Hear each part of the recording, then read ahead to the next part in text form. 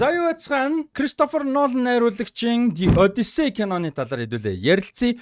За The Odyssey-ийн хувьд бол энэ жилийн бас хамгийн өндөр хүлээлттэй байсан кинонуудын бол нэг. За нөгөө хэд нөх юм бол Dune Part 3. За тэгээд юу орж байгаа Project Hail Mary тодорхой хэмжээ миний хувьд бас нэлээд хүлээлттэй байсан. Supergirl байсан. За өөр юу санаанд орохгүй. За дахиад хэд кино мэдээж байгаа. Гэтэ зүгээр яг одоо санаанд орж байгаа энэ байгаа. За Doomsday байж болно те. Өөр зөндөө кинонууд байгаа ч гэсэн зүгээр яг том нүсэр гэдэг талаасаа бол хамгийн өндөр хүлээлттэй киноны нэг байсан. За тэгээд Нолан өөрөө Odyssey хийн гэдэг бас айгу сонирхолтой байсан. Би бол Ноланы хувьд яг таад ерөн зүгээр энэ ревю дээр санаа сэтгэлүүдээ хуваалцаад яваарай. Би бол Ноланы тийм амар том фильм бол биш. Гэхдээ маш олон дуртай кино зөндөө байдаг. Олон байдаг, маш олон байдаг. Одоо The Prestige байна, Inception байна, Batman Begins, The Dark Knight гэх мэт кинонууд. За тэгээ Oppenheimer гэсэн кинонууд нь бол би маш дуртай. Dark Knight Rises, Interstellar, Tenet, Dunkirk гэх мэт кинонууд бол янз бүрийн левелээр бол нэг таалагддаггүй. Зарим нь их, зарим нь бага те. Ийм байдаг. Тэгээд Odyssey-тэй зүгээр холбож одоо хүлээлт гэдэг утгаараа холбох нэг сонирхолтой юм юу байсан бэ гэхээр анх Tenet-ийг хийх гэж хахад нэг сонирхолтой санагдчихсэн юм нь. За хүмүүс ингэж ярьдаг үстэй. Хин Кристофер Нолан Bond хийвэл гоё юм биш үү? Кристофер Нолан Джеймс Бондор кино хийгээсэй гэж айгу ингэж ярьдаг байсан. Тэгээд яг Нолан тусан аль биесээр санал мал тавьжсэн. Сая сүүл тэгээд Amazon 100% креатив эрхийг Broccoli-гийн гэр бүлээс нэр ингэсэ Broccoli гэдэг юм шүү дээ. Гэр бүлээс аль биесээр бүтэн бүр креатив эрхийг нь худалдаж авсны дараа хамгийн түрүүнд санал тавьсан Нолан байсан юм билээ. Тэгээд Нолан зөвшөөрөөгүй тэгээ араас нь Denis Villeneuve хийхээр болсон шүү дээ, тий? Одоо Dune-ийг найруулж байгаа. Тэгээд Нолан анх Tenet-ийг гарахаас өмнө бас хүмүүс тэгж ярьдаг байсан. Тэгээд Tenet-ийг ингээд ийм spy thriller гэдэг жигт айгүй одоо хүлээлт өндөрт айгүй сонирхолтой санагдчихсан л да надаа. Тэгээд жүжигчдийн бүрэлдэхүүн Роберт Паттинсон, Elizabeth Debicki хин гээл те.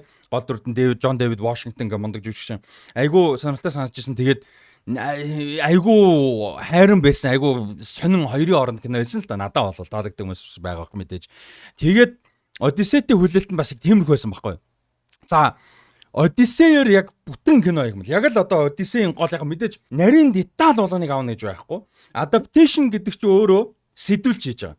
За сэдвлэж чинь гэдэг чинь өөрөө яг ямар одоо медиумаас одоо ном, видео, тоглоом, аудио юу байдгийг ямар нэг медиумаас ямар нэг өөр медиум руу сэдвлэж авч adapt буюу одоо сэдвлэж те хийж байгаа. Тэгэхээр ямар нэг байдлаар тухайн медиумдаа зориулаад сэдвлэж хийж байгаа медиумдаа зориулаад маш их өөрчлөлтүүд орж таарна, артистик шийдлүүд байж таарна. Хизээ ямар хүн хаана яаж хийж байгаагаас хамаарат өөрөөж таарна. Одоо жишээ нь монголчууд Odyssey гэж бодлоо. Бодъё. Яг зүгээр Монголын кино урлаг шит болохоор тэгээд төсөөлөгдөх байх. Зүгээр тэр нь хамаардгүй зүгээр сайн байсан гэж бодъё л та. Зүгээр монголчууд Odyssey хэл жишээ нь болно шүү дээ. Уур амьсгалын хувьд фокус нь юу байх вэ? Юуг нь хасаад юуг нь нэмэх үү гэдэг чинь юм. Одоо гол сэдв, theme-үүд нь тий хөндөж байгаа сэдвүүд нь үзүүлмээр байгаа зүйлүүд нь юун дээр нь илүү фокус өгөх үү? Эрэгтэй хүн хийж байгаа бол нэг өөр, эмэгтэй хүнийг хийж байгаагаар. Ингээд маш олон төрлийн зүйлүүд adaptation нөлөөлж байгаа. Tenet бол adaptation байгаагүй. Харин Odyssey бол мэдээж ингээд adapt хийж байгаа. Тэгээд тийм болохоор надад айгүй сонирхолтой байлаа. Тэгээд юуны хувьд болохоор Odyssey-ийн одоо зохиол гэдэг чинь өөрөө Хомер гэж одоо хүн байсан ч юм уу гүг ч юм уу те тэр бол бас яг баталгаатай биш шүү дээ.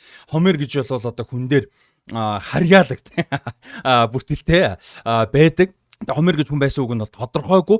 Тэгээ эн чинь бол одоо энэ Хомер гэж хүн хэрвээ байсан бол энэ битсэн одоо юу н одоо зохиол нь гэх юм бод одоо туйл нь тийм ээ. Туйл нь бол өөрөө энэ Троийн дайман одоо энэ Одиссейн үйл явдалтай Илиад болон Одиссей гэсэн хоёр том одоо туйл байгаа. Тэр хоёрыг бол тэгээ хоорондоос дундаа зайтай битсэн гэж байгаа. Хэрвээ битсэн Хомер гэж хүн битсэн бол тэгээд тэр хоёр нь өөрөө одоо энэ Троийн дайман те янз бүрийн болсноос дорож 300-аас 400 жилийн дараа бичигдсэн байх магадaltaй тий яригдсан байх магадaltaй. Тэгээд энэ нь ч өөрөө яг нэг зохиол одоо юу гэдгийг орчин үед одоо Нолан гэдэг хүн зохиолын бичээд Odyssey гэдэг кино гаргаж байгаатай адилхан яг нэг Хомер гэдэг хүн энийг бичиж гаргасан гэхээсээ илүү олон зуун жил за зүгээр Трой гэдэг дайм байсан байлаа гэж бодъё.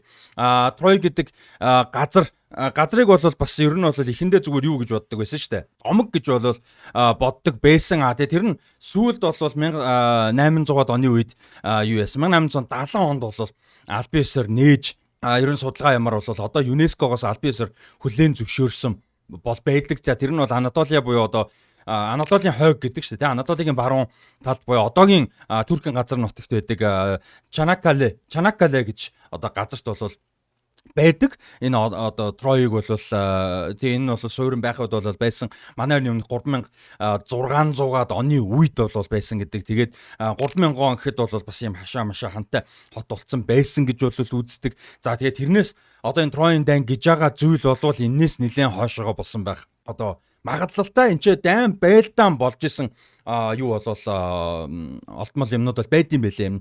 Ном сумны одоо шуумнууд гэдэг ч юм уу те бамба гэдэг ингээд юмнууд бол байхын хувьд бол байдаг. Манай эртний өмнөх 12 юм уу 13 дугаар зууны үед болсон байх магадлалтай ийм дайн гэж байгаа. За тэгээ энэс ч юм бол одоо дахиад маш олон жилийн дараа энэ Илиадыг бол одоо бичигдсэн гэж бол үздэг. Тэгэхээр одоо энэ 7-оос 8 дугаар зууны тэгэхээр бараг 1000 жилийн өмнө арай 1000 та 5-600 жил те Троийн дайн байсан байх боломжтой нөхцөл үеэс 5-600 орчим жилийн дараа бол одоо буулгасан гэж бол үздэг гэж байна. Илиадыг. Тэгэхээр Илиад Одиссей те.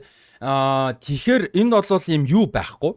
Яг ийм зохиол, яг ийм байсан гэсэн юм байхгүй. Одоо энэ кинон дээр гардаг Travis Scott-ийн тоглолтог одоо арт биш үү? Туйлч гэх юм уу? Одоо хуучин цагаар бол ийм одоо хүмүүсийн одоо зайн Троийн дайн босон байлаа гэж бодъё. Энэ зохиол дээр шиг нүсэр юм биш юм а гэхэд энээс жижиг байсан ч нэг юм тодорхой хэмжээний дайн босон байлаа гэж бодъё. Тэгэнгүүт тэнчэнээс ингээд амьд үлдсэн ч юм уу тэрийг үзсэн харсан туулсан одоо хүмүүс эсвэл тэнчэнээс сонссон хүмүүс туйлч мөлч хүмүүс ингээд явуулаад те ингэж явсаар байгаад амд амтсан зүйл нь нэмэгдэн тийм ээ та хэд нөгөө тоглоом мэдэн штэ нэгний гачихынд үг хэлээ тойроо явахаар ямар өөр үг болдог вүлээ тэрнтэй адилхан ингээд тойрч нэмэгдэж урвж ингэж явсаар байгаад маш өөр болоод ингэсээр байгаад нэг юм бичиг болж буусан байгаад байгаа юм. Тэгэхээр иймэрхүү одоо суйртай эмийг л сэдвлэж бичиж байгаа. Одоо зохиол кино зохиол болгож бичсэн байгаа. За тэгээд юуны хувьд болохоор Одиссей, Илиад энэтэй бас холбоотой нэг сонирхолтой юм юу гэхээр яг Кристофер Ноланы Одиссей киног бол яг 2017 онд орчуулагдаж гарсан орчуулганаас бол ерөнхийдөө сэдвлэж хийсэн юм байлээ.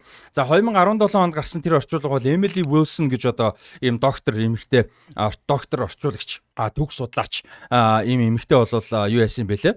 Орчуулсан байдгийн байлээ. Тэгээд энэ орчуулгыг бол бас яг уу айгүй олон талтай ер нь бол одоо хуучин орчуулгуудаас илүү давуу талтай гэж бол үздэг. Тэр нь бол яг анх удаага англи хэл рүү эмэгтэй хүн орчуулсан нь бол айгүй чухал байсан байлээ. Тэр нь зүгээр нэг юм эмэгтэй орчуулсан гэдэг юм чек хийж байгаагаас гадна гол нь перспектив айгүй өөр тий. Тинчээ ингээд юунуудыг ингээд нюанстай байлгах хэрэгтэй миг илүү нюанстай байлгах ч юм уу тий. Айгүй юм олон зүйлүүдийг оруулсан гэдгийм байна. Гэхдээ тэрийг одоо нөгөө хуучин хувилбарын ч юм уу юу гэдгийг харьцуулж уншиж одоо илүү нюанстай мэдэх байх. За Монголд байдаг хувилбар бол одоо энэ үжин тий. Мансудраас хэвлэж гарсан энэ Илиада Одиссей хоёр байгаа. За энэ хоёрыг бол цахилгаан гэж хүн орчуулсан байдгийн байлээ. Орос орчуулганаас нь Монгол руу орчуулсан байдгийн байлээ. Энэ нь бол илүү нэг одоо юу хувилбараар нь поем буюу одоо шүлгэлсэн хувилбараар нь яг орчуулсан бол байдаг яг. Тэгэхээр энэ ч бас нэг орчуулгын хэв маяг нь хүртэл өөр те бичлэлтийн хэв маягууд нь хүртэл өөр янз бүр бол байдаг. Тэр бас айгуу сонирхолтой. За ингээд Одиссейг бол Кристофер Нолан ингэж бол одоо сэдвийг авч бол хийсэн. За мэдээж дэлгэцийн бүтээл Одиссей дээр бол зөндөө байдаг. За тэрний нэг нь бол 1997 онд гарсан одоо мини series байдаг. За энэ мини series бол 2 ангитай мини series. Ерөнхийдөө 2 ангитай телевизийн кино гэж монголоор бол хөрвүүлж болно. NBC суугаар Америкт бол гарч ирсэн.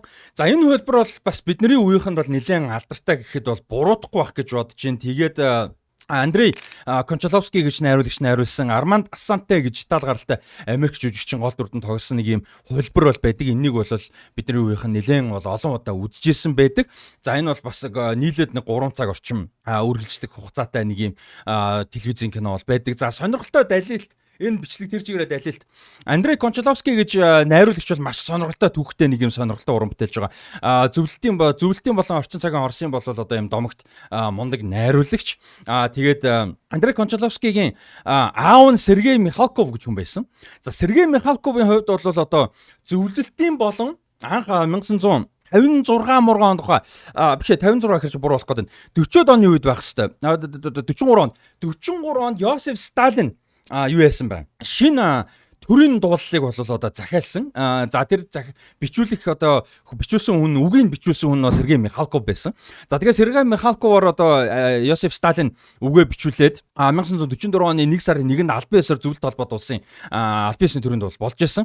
За тэгээд юуны дараа бол одоо хин асуурсны дараа Сталин асуурсны дараа бол одоо Сталины одоо систем юмыг бол одоо айгүй их өөрчлөлтийг бол хийсэн. Ялангуяа Никита Хрущев бол том өөрчлөлтүүдийг оруулсан шүү дээ. Destalinization гэдэг те. Англиар. За ийм процесс бол явагдсан. За энэний хүрээнд бол Михалков 70 онд шинээр юу яасан бэлээ? Үгийг бол бичсэн. 77 онд албан ёсоор одоо ерөнхийлөгчд болны хүрсэн. За гэхдээ тэрийг бол одоо хүлээж авахгүй байжгаад 77 оны 10 сард бол албан ёсоор одоо шинэ үг нь болгож оруулсан байт юм байна.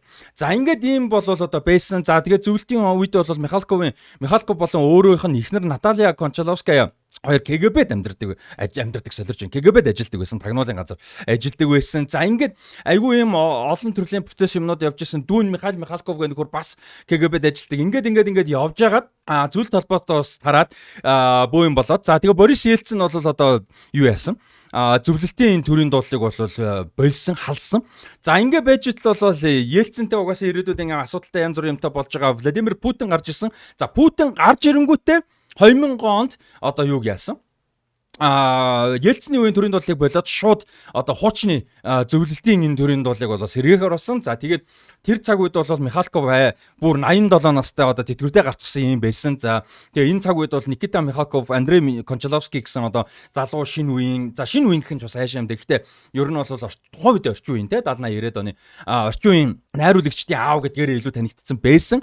За тэгж байгаад бол Путин бүр өөрийн биеэр Сергей Михалковын гэрт очоод төрийн дуулалыг бол одоо шинээр бичүүлсэн. За тэгээ хөгжмөн нөгөө нэг зөвлөлтийн үеийн одоо Сталины доор одоо бичүүлж байсан тэр хөгжмөн дээр шинээр үг бичүүлсэн. За ингээд тэр шүн үгээр бол одоо 2000 оны 12 сарын 30-нд одоо Оросын төрийн дуулал гэж одоо Государственный гимн Российской Федерации гэж энэ төрийн дуулалыг бол одоо албан ёсоор шинчилж оруулсан байдгийн байна. За тэгээ энэ одоо юу хийсэн хүний хүүхд бол Андрей Кончаловский байна. За тэгээд Кончаловский Михалковын талаар ингээд дэлгэрэнгүй бүр ярих юм бол бүр сонирхолтой юм байлээ.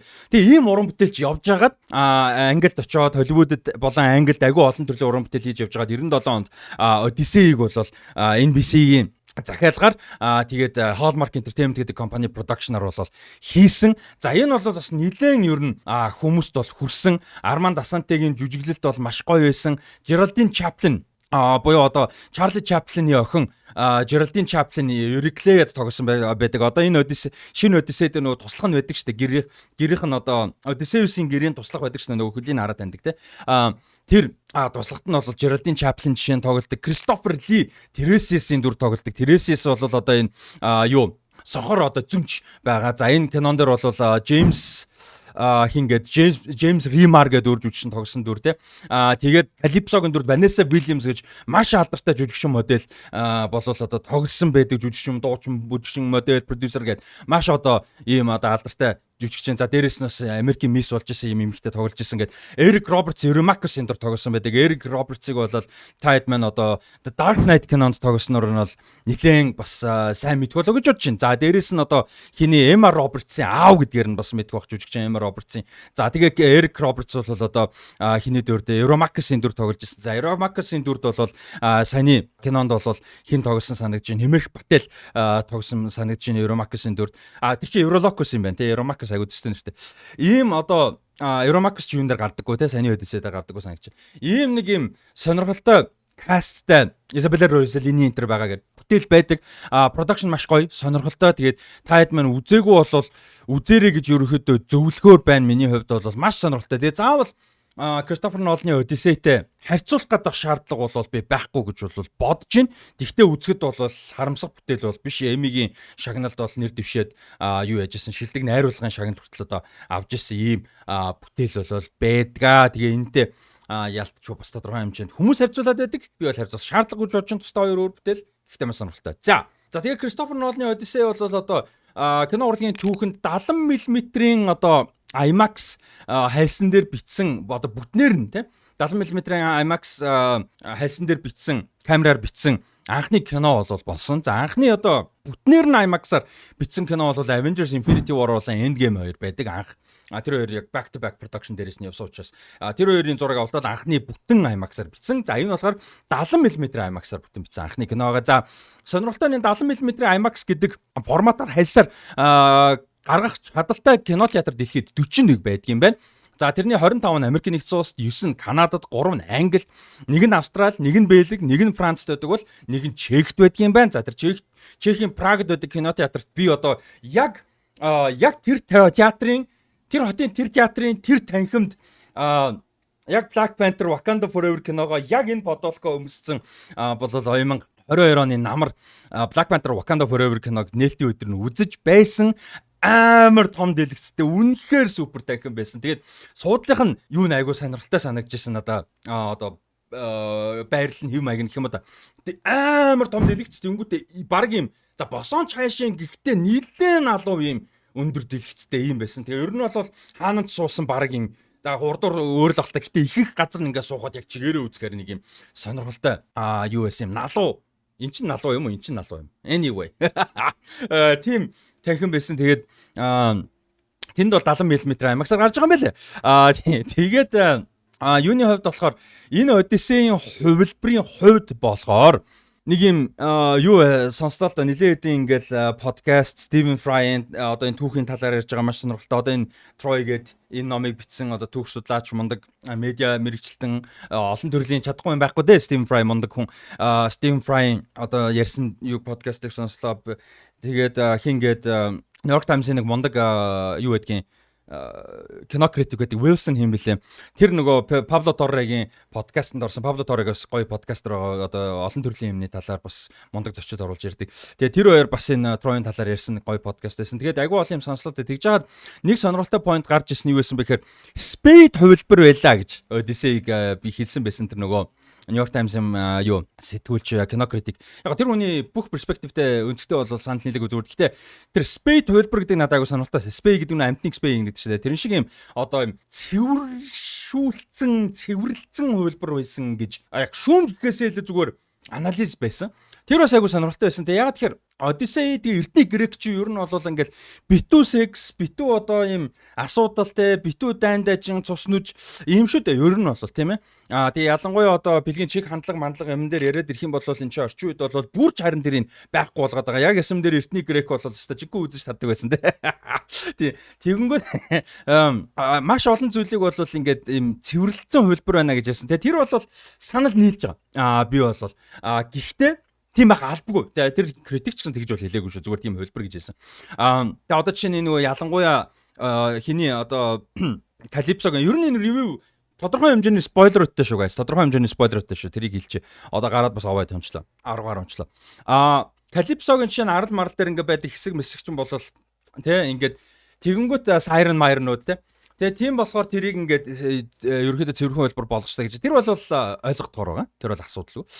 Тэгээд хиний хувьд Кристофер Ноланы хувьд бол яг киноны одоо илэрхийлэмж им epic мэдрэмж оригинал epic ч өөрөө дэсэ тийм. Iliad 2.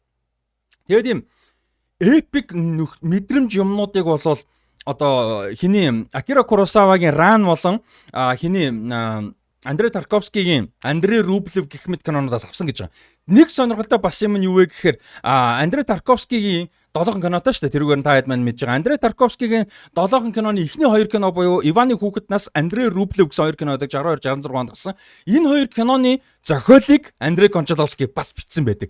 Тэгэхээр энэ Андрей Кончаловский, Тарковский, Homer, Odyssey, Nolan энэ юу гэсэн юм ингээд нэг юм сонирхолтой бас холбоотой болж байгаа юм байлээ. Бас нэг анзаарсан зүйл хэм бол тийм. Тэгээд тэнчэнээс бол тодорхой хэмжээний үлгэр жишээ санааг бол авсан гэд тэгжсэн. Тэгээ кино эхлэхдээ надаа айгуу сонирхолтой санагдсан юм юу гэхээр A Time of Apparent Magic гэдэг жаа. Тэгээ нэг юм apparent гэдэг чинь илб шид шиг юмтай цаг үеийн талаар цаг үеийг харуулах гэж байна гэсэн утгатай юм хэлж байгаа. Яг шууд илб шид гэхээс л apparent magic те. Яг илб шид юм шиг одоо нэг технологи хөгжөөгүй хүнд технологи хангалттай одоо хол хөгжсөн технологи бол ил биш шиг санагдаг гэдэг шиг яг шууд тэр утгаараа биш л дээ. Гэхдээ тэрэн шиг байгаа хөөхтэй. Яг шууд ил биш гэхээсээ илүү жоохон юуг нь одоо хүлээлтийг тодорхой хэмжээгээр дарж байгаа гэхдээ реалистик биш шүү гэдэг ойлголтыг өгж байгаа гэх юм уу та. Киногоо эхлэхээс өмнө тэр ойлголтыг ер нь өгч байгаа гэж хэлж болно. За энэ киноны деталь юмнууд руу ярих юм бол хөгжмийг би хамгийн түрүүнд дурдмаар байсан. Людвиг Горансон бурхан гончгсон тэнгэр мэн бурхан мэн ёо. Людвиг Горансны энэ юу бол одоо Людвиг гэж хүн одоо хүүхдтэй Месси гэж нэр өгвөл Месси болохгүй шүү дээ. Ямаалч юм ба те. Людвиг гэж хүүхдтэй нэр өгнө гэдэг одоо юу хүнд бол одоо амар юм байгаа хгүй те. За тэгээд аав нь бол ийм гитарын багш хүн байсан. Ээж нь бол цэцэг мэцэг зардаг, цэцэг одоо юу яадаг хариуцж ажилладаг юм флорист хүн байсан. Хүн байдаг. Тэгээд гитарын хөгжимчин хүн мэдээж хөгжим тайртай. Ааваас айгүй их юм сурсан гэдэм байлээ. Тэгээд хүүхдэд Людвиг гэж нэр өгсөн. Мэдээж Людвиг ван Бетховны нэрийг өгсөн. Тэгээд тэр нэр нь хүрнэ гэдэг яг мэдээж Бетховн тааш ихтэй команд ёо. Людвиг Горансон би бол Людвиг Горансныг анх Childish Gambino-гийн продюсераар мэдчихсэн. Хипхоп продюсер гэдгээр нь те. Camp гэдэг одоо интернет альбом байна. Тэгээ Because the Internet гэдэг альбом. Тэгээд дараа нь бол Awaken My Love цомгийг продюсер ажилласан. This is America гэдэг галзуу дуу нэгсэг бодоолгосон тайд санаж байгаа. Тэрний продюсер ажилласан. За тэр хоорондоо өчнөө олон шагналуудыг хүртсэн Adele, Alicia Keys, Rihanna, Justin Timberlake, Travis Scott өчнөө артистуудтай ажиллаж исэн. За тэгээ өөрөө бас нэг сонирхолтой юм community гэж зурл байдаг штэ. Би андууг бол Childish Gambino өөрөө тоглолтыг санагдаж байна. Donald Glover. Community дээр юу яасан бэлээ? Хөгжим зохиолчоор ажилласан бэлээ. Тэр нь ингээд дэлгэцийн бүтээл рүү орох гол одоо эхлэл нь басан. Гэхдээ миний мэдхээр хамгийн том эхлэл болсон юм нь Mandalorian хөгжим байсан. The Mandalorian. Үнэхээр гайхамшигтай. The Mandalorian хөгжим бол айгүй том шаардлага байсан гэхээр анх удаага за яг Rogue One маань гэх кинонууд байсан зүгээр гэхдээ Star Wars-ын түүхэнд анх удаага яг юм original өөр хөгжим бичих шаардлага гарсан байхгүй. Та харган бол одоо Solo ч юм уу Rogue One маань инээтэр гэсэн агуу John Williams оролцоогүй кинонуудын дэлгэцийн бүтээлэг нь одоо Clone Wars тэд нар бол юм яг юм John Williams-ийн тим одоо орсоор тема монголоор хөгжим зохиолч тема гэдэг тема. Тэр темүүд дээр нь суурилж ингээд нэг юм дутуу цаг нөхсөн юм хөгжмөл байсан. За Mandalorian дээр 100% оригинал хөгжим хэрэгтэй бас. Гэхдээ 100% оригинал мөртлөө тэр агуу John Williams-ийн бүтээсэн одоо тэр хөгжмийн дуугаралтын ертөнцид байж болохоор тэр ертөнцийн нэг хэсэг байгаар ийм хөгжмийг бичих шаардлагатай болсон. Тэгээ үнэхээр гайхалтай хөгжим бичсэн. Тэгээ Mandalorian хөгжим зөвхөн тэр нөгөө Mandalorian-ы тимч биш бүтэн цувралын хөгжим. Яаж ч season 1 нь тасгай байсан. За тэгээд дэлгэцийн бүтээлэг бол гайхалтай яж чадах юм байна гэдгийг бол харсан. Дээрээс нь Hasan Minhaj гэдэг миний бас айгуу дуртай комедиан байдаг. Hasan Minhaj-ийн юу гэдэг Patriot Act гэдэг маш гоё цуврал байдаг байсан. Одоо мэдээ маягийн анализ маягийн видео эссе маягийн комеди маягийн нэг юм айгуу гоё шоу. Тэрний интро хөгжмийг бас Ludwig Göransson бичсэн байдаг. Тэр чинь бас нэг 18 оны үед гарсан шоу. За ингээд Ludwig Göransson цаашгаа явсаар байгаад Ryan Coogler-тэй бас айгуу олон жил хамтарсан. Тэр нь бас айгуу том юу нь бол болсон. Карьерийн агц нь бол болсон. Fruitvale Station дээр ажилласан. Fruitvale Station миний бас айгуу хайртай кино. Michael B. Jordan Ludwig Göransson, Ryan Coogler гурав хамтраад явахаар аардаг. Тэгээ Creed дээр дахиж хамтарсан. Тэгээ дараа Black Panther дээр хамтарсан гэх. За тэгээ Black Panther-ийн хөгжим ямар байлаа. За тэнцэнээс ингээ үнэхээр гоё явж байгаад Tenet дээр орж исэн. Tenet окей байсан. За тэгээ тэнцэнээс Black Panther Wakanda Forever руу орж гоё яж байгаад Oppenheimer-ийн хөгжим юу вэ те? Oppenheimer-оор Oscar авсан, Black Panther Oscar авсан байсан санагдчихээн. За тэгээ Sinners Ryan Coogler-тэй 5 дахь удаага хамтарсан. Солиотой байсан. Саяны Mandalorian Grogu-гийн хөгжмийг бичсэн Spine угаасаа гоё хөгжим бичсэн байсан. За тэгээд Odyssey дээр орж ирж байна. Ноолонтой 3 дахь хамтарч байгаа. За өмнөх нь бол Tenet Oppenheimer байсан. За ингээд Ludwig Göransson энэ жил яг одоо энэ Odyssey-ийн хөгжмийг бичих процесс өөрөө бас айгүй ийм сонирхолтой юм байсан баг. За тэрний үе гэхээр Christopher Nolan хэлэхдээ бол Ludwig Göransson хэлэхдээ оркестр бол ашиглахгүй шүү.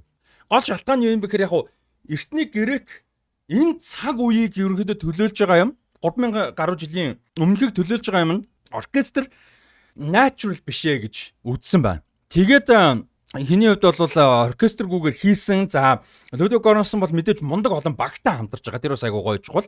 Serena Göransson гэж ихнэр нь бас мундаг хөгжмийн продюсер, хөгжмийн зохиолч, хөгжимчин бас байдаг. Өөрөө тусдаа бас мундаг карьертэй. Тэгээд Ludwig Göranssonтай сүүлийн хэдэн том project-ууд дээр нь бол бүр яг хамтраад мэрэгжлийнхаа хүрээнд бас ажиллаж байгаа.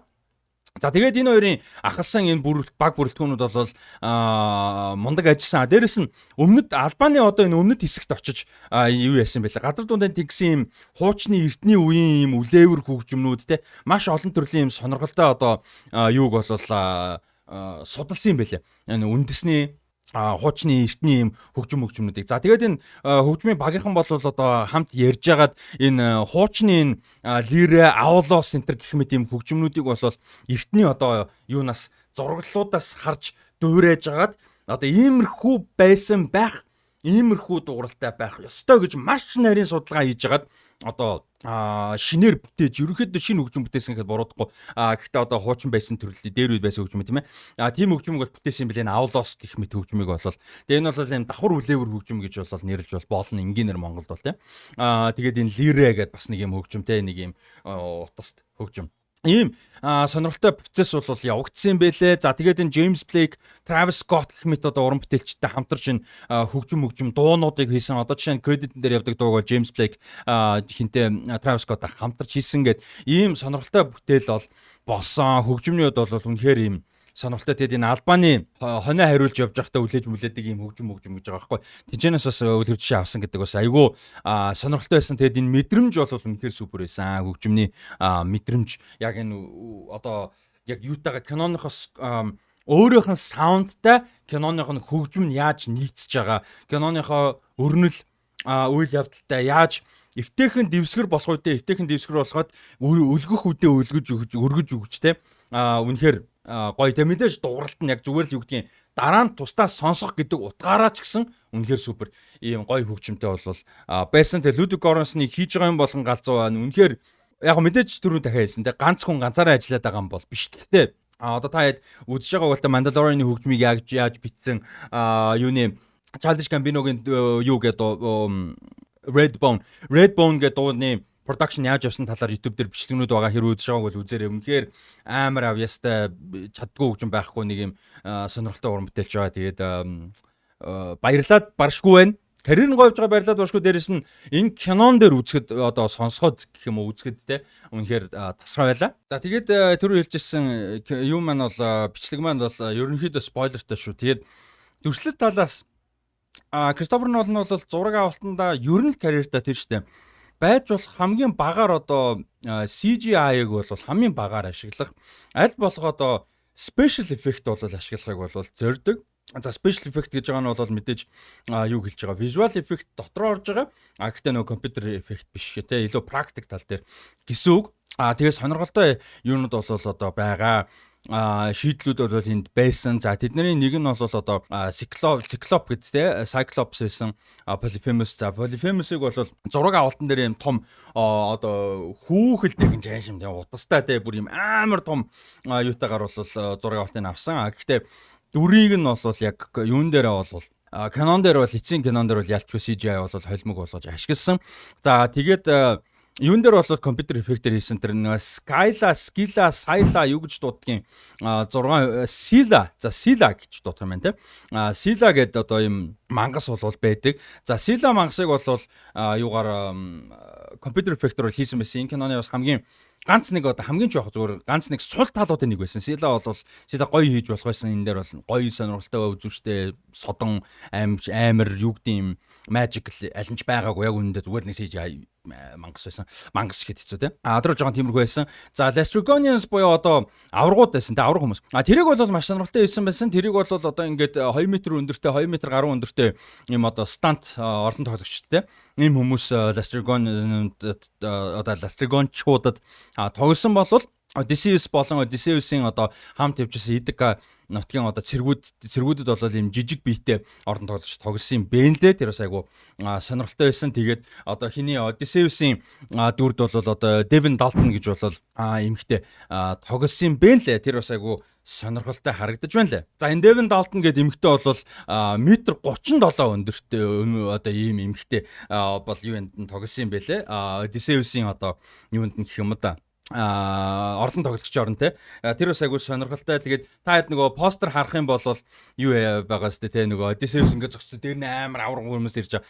Тэр одоо Odyssey-д бол одоо энэ Devin Dalton гэж 1.37-тай юм жижигэн одоо би билдер юу гэдэг вэ боди билдер юмхтэй тогсон болвол нөгөө Lastrygonian-ууд нь одоо 2.10 20-той том бас одоо боди билдер одоо орлон тоглогч тогсон. Нэг тэгж одоо юм зураг авалтыг авсан юм байлээ. Тэгээд тэр нь ч одоо маш сонирхолтой одоо жинхэнэ болгож мэдрэмжийг бас өгсөн. Тэр нь бас айгу таалагдсан гоё шийдэл байсан. За тэр юу вэ? Circe-гийн тэр нөгөө хиний цэргүүдийг Odysseus-ийн цэргүүдийг хувиргаж байгаа тийм. Тэр болгол animatronics буюу одоо нөгөө Jurassic Park одоо юу мөн дээр ашиглаж исэн Jaws Center гэх кинонууд дээр ашиглаж исэн нөгөө одоо роботон амтан гэх юм да тийм. Монголоор одоо утгачлах юм бол тийм юунуудаас айгүй их ашигласан юм байна. Одоо тэр чинь ингээл нэг нөхрийн хамын аманд нь гараа ижил урагшаага татаал ингээл хошуудаа болгодог штэ. Жишээ тэр мөр болохоор ингээд урагшаага ингээд сундаг гаднаа юм сундаг одоо арьс шиг харагддаг материалтай юм робот шиг механизм байсан гэсэн үг байхгүй тий. Тийм маягаар бол жишээ нь механикаар одоо хийсэн бэлээ special effect гэж явна штэ тий. Тэр бас айгүй содон гой шийдэл байсан. За Cyclops-ыг бол ийм холсон байсан. Тэр нь бас айгүй сонирхолтой. Ер нь бол тодорхой хэмжээний компьютер эффект орсон ч гэсэн ерөнхийдөө практик тал дээр суурьсан гоё байсан. За тэгээд юу те трейлерыг анх үзэж байхад одоо юмыг трейлерээр дүгнж болохгүй гэдэг яг энэ дээр харагдаж байгаа байхгүй юу? Юу вэ гэхээр та хэд миний трейлер реакшныг үзэж болно. Трейлерээс юу таалагдав вэ гэхээр морь тэгээд Agamemnon-ы сүт те. Тэр хоёр ингээд нэг юм санагдж байна гэдгсэн бол энэ дэр ерөөсөө тийм байгаагүй. За яагаад юм бэ? Яагаад тэр киног нь үзээгүй байж дүгнэж болохгүй гэдэг харуулж байгаа. За яагаад тэр үедээ би хийсэн. Энэ бол зөвхөн трейлерын сэтгэлээ. Гэхдээ трейлерын реакшн сэтгэлээс юм байна. Киног нь юу ч гэсэн харъя гэх те. Тэнгүүт кинон дээр нь эн чинь бол нэг юм үлгэр домгийн юм байгаа шүү дээ тийм. Одоо жишээ нь яг сошиал медиа дээр явж байгаа янз бүрийн эли балаа юм руу би бас орохгүй зүгээр өөр харьцуулж байгаа эли балаа гэж бодоогүй. Genuine сонирхолтой харьцуулт гэх юм бол Troy киноны Wolfgang Petersen найруулагч чинь Troy кинон дээр гардаг морийг харьцуулсан байгаа тийм. Тэр илүү практикл харагдсан үг бол үнэн тийм. 10 жилдээ хийж байгаад усан онгоцныхоо хэсгүүдээс морь хийгээд яхан бол тиймэрхүү харагдана гэдэг бол үнэн. Дээрээс нь ер нь бол туйлан дээрээч тэр ерөөдөө практик талаас нь ч гэсэн бодоход бол ерөөдөө дугуйтай хийсэн гэж болов лээ. Тэгээ модон юм том дугуйтай тэгээд тэрийг нь тройчуд ингээд авч урсан гэж үздэг. Энэ дээр тийм байгаагүй. Энэ дээр бол хитрхи артистик байсан нь үнэн. Гэхдээ киноныхоо уур амьсгал. Энэ кинон өөрөө ямар мэдрэмжтэй, ямар илэрхийлэмжтэй, ямар зураг авал дүрслэл мэдрэмжтэй. Тэр хэсгээ яаж илэрхийлсэн байгаа, яаж үзүүлсэн байгаа тийм. Тэрийг ингээ бодоод ингээ киноныхын контекстд авч үзэхээр ерөөсөн асуудал байгаагүй харин ч гоё байсан. Ялангуяа би дахиад хэлсэн энэ кино спойлертэй шүү. Төгсгөлийн шот. Энэ киноны төгсгөлийн шот яг хажуу тишээ далиж унаад Трой хотын нэг юм барилганы дээврийг ингээд нуур далигаа дунцсан гал давтж байгаа тэр морины дүрслэл бол үнэхээр супер дүрслэл байсан тийм. Маш их зүйлийг илэрхийлж байгаа юм дүрслэл байсан. Тэгэхээр энэ бол асуудалгүй маш гоё байсан. За Троийн дүрслэл бол нэг сүртэй байгаагүй. Троийг тийм дэлгэрэнгүй харуулаагүй, шаардлага байгаагүй.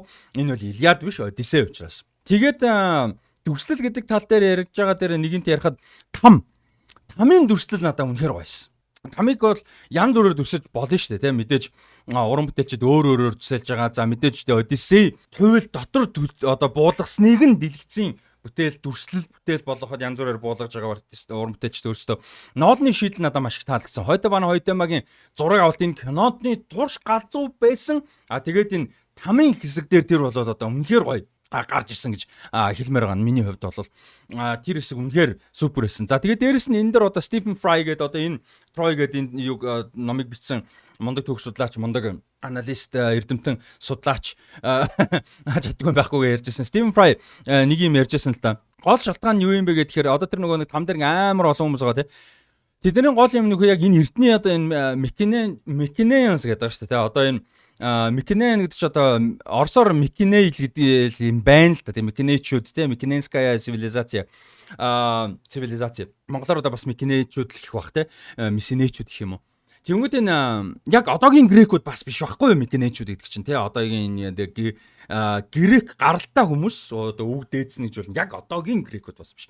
Тэгээд энэ Микенэчүүд эднэрийн цаг үеийн хувьд бол одоо энэ дайн байлдаанд явсан хүмүүс тэгээд дээрээс нь зөвхөн Микенэчүүд гэлтгүй грек эртний грекийн домог туйл одоо ёс заншил энд бол одоо юу яана гэдэг ам алдсан хүн ялангуяа дайн дамаа ам алдсан хүнийг одоо булж юу яах те нутаглуулах та бидний хэлгээр бол нутаглуулах гэдэг бол маш чухал зүйл нутаглуулах шатаах хэвээр нутаглуулах эсвэл шатаах хэвээр те тэгжээж одоо юу яадаг нэр төрийн хадгалдаг тэгжээж одоо дараагийн зам нь засагддаг одоо бидний хэлдгээр явааж гэдэг шиг те дараагийн газар руугаа явдаг за тэгжээж одоо glory буюу одоо нэр төртөөгөр амжилт гэхээр бас биш юм да те нэг юм нэр төр амжилтын дундуур юм шүү дээ те иймэрхүү одоо иймд бол хүрдэг гэдэг гэж байгаа. Тийм учраас одоо асуурсан одоо ам алдсан цэргүүдэд нутаглуулах гэдэг бол маш чухал.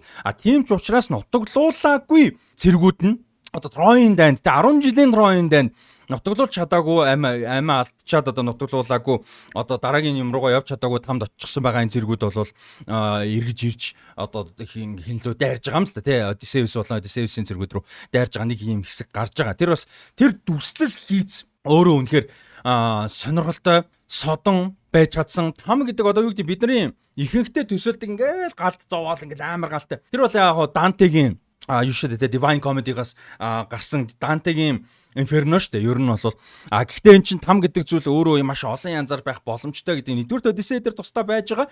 Тэрийг нь хэм болвол одоо ноолн тэргүүтэй продакшныхан болвол маш сонирхолтойгоор тэгээ практикаар хийсэн байсан санагдаж байна. Хийсэн нь таалагдж байгаа. Тэгээд зураг авалт дээр нэмээ яхад сетүүд локейшнууд уу байрлалууд байгаль талаасаа барилга талаасаа орчин талаасаа Итакага одоо Пенелопе хин хоёрын ихэнхдээ Пенелопе болон одоо Телемакус хоёрын явж байгаа зохиол өрнөлийн тэр хэсгүүдийн зураг авалт production бол үнэхээр супер байсан. Вау. Энэ үнэхээр энэ кино юм epic мэдрэмжийг өгөх ёстой байсан. Маш олон талаас өгсөн. Түрүүн Людвиг Горонсон ярьжсэн бол одоо хойдома зохиолч биш уучлаарай зураглаач болон одоо ноолны vision тэгээд одоо юу гэдгийг үүнийг эвлүүлж нэг юм мэдрэмж өрнөлд оруулж байгаа Jennifer Lame гэж эвлүүлэгч. За тэгээ production designer, art artistүүд те art одоо department эдгээр бол үнэхээр гайхамшигтай. Одоо ингээд олон талын сайн хийцтэй кино ороод ирэхээр энэ жил Disclosure дээр надад хийц талаасаа маш таалагдсан. Яг тийм одоо Denis Villeneuve-ийн Dune 3 трилог бол тэр чигээр тийм те. Эсвэл Spider-Verse ч юм одоо юу гэдэг Arkane зурлж юм. Animation гэвэл.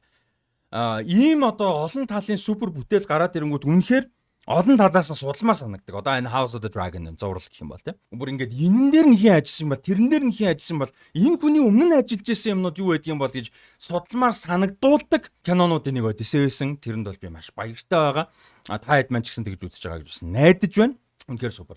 За энэ киноны өрнөл надад айгүй таалагдсан юм. Туйл хайлж байгаа юм шиг мэдрэмж одоо хайлж байгаа туйлыг сонсож байгаа, үзэж байгаа, мэдэрж байгаа юм шиг юм мэдрэмж өгсөн гоё байсан. Travis Scott-ийн Bard буюу одоо энэ туйл хайлагч гэж жоох нь. Туйлч хүнээр эхэлж байгаа. Яг ингээл тас гээл те. Тэр сүртэй. Тэр sound design шүү дээ те. Тэр бол үнэхээр сүртэй байсан.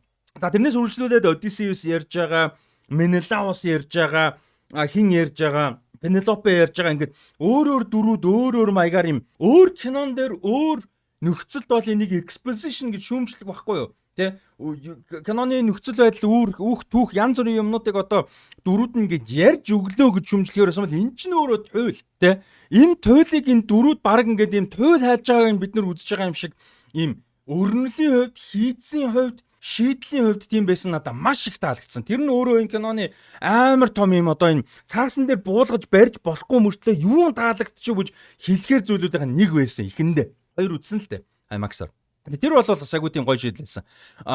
Тэгээгүй байсан зүгээр л яг ноолон болохоор мэдээж цаг хугацаа юмнуудыг өөр тийш нь оруулж байгаа. Гэхдээ ноолон гэлтгүй энэ киног өөрөө зүгээр эхнээс нь өрнөлөөр төгсгөл хүртэлтэй энд оруулахгүйгээр юм нэг газар нэг дүр өмнө нь босон юмыг ярьж байгаад тэрийг нь ингэж үзүүлж ингэж яваагүй байсан болвол энэ кино ийм эпик санагдахгүй, ийм үлгэр домог шиг санагдахгүй, ийм одоо хайлж байгаа туйл үзэж байгаа юм шиг мэдэрч байгаа юм шиг санагдахгүй гэвэл би бол үгүй гэж бол бодож байна.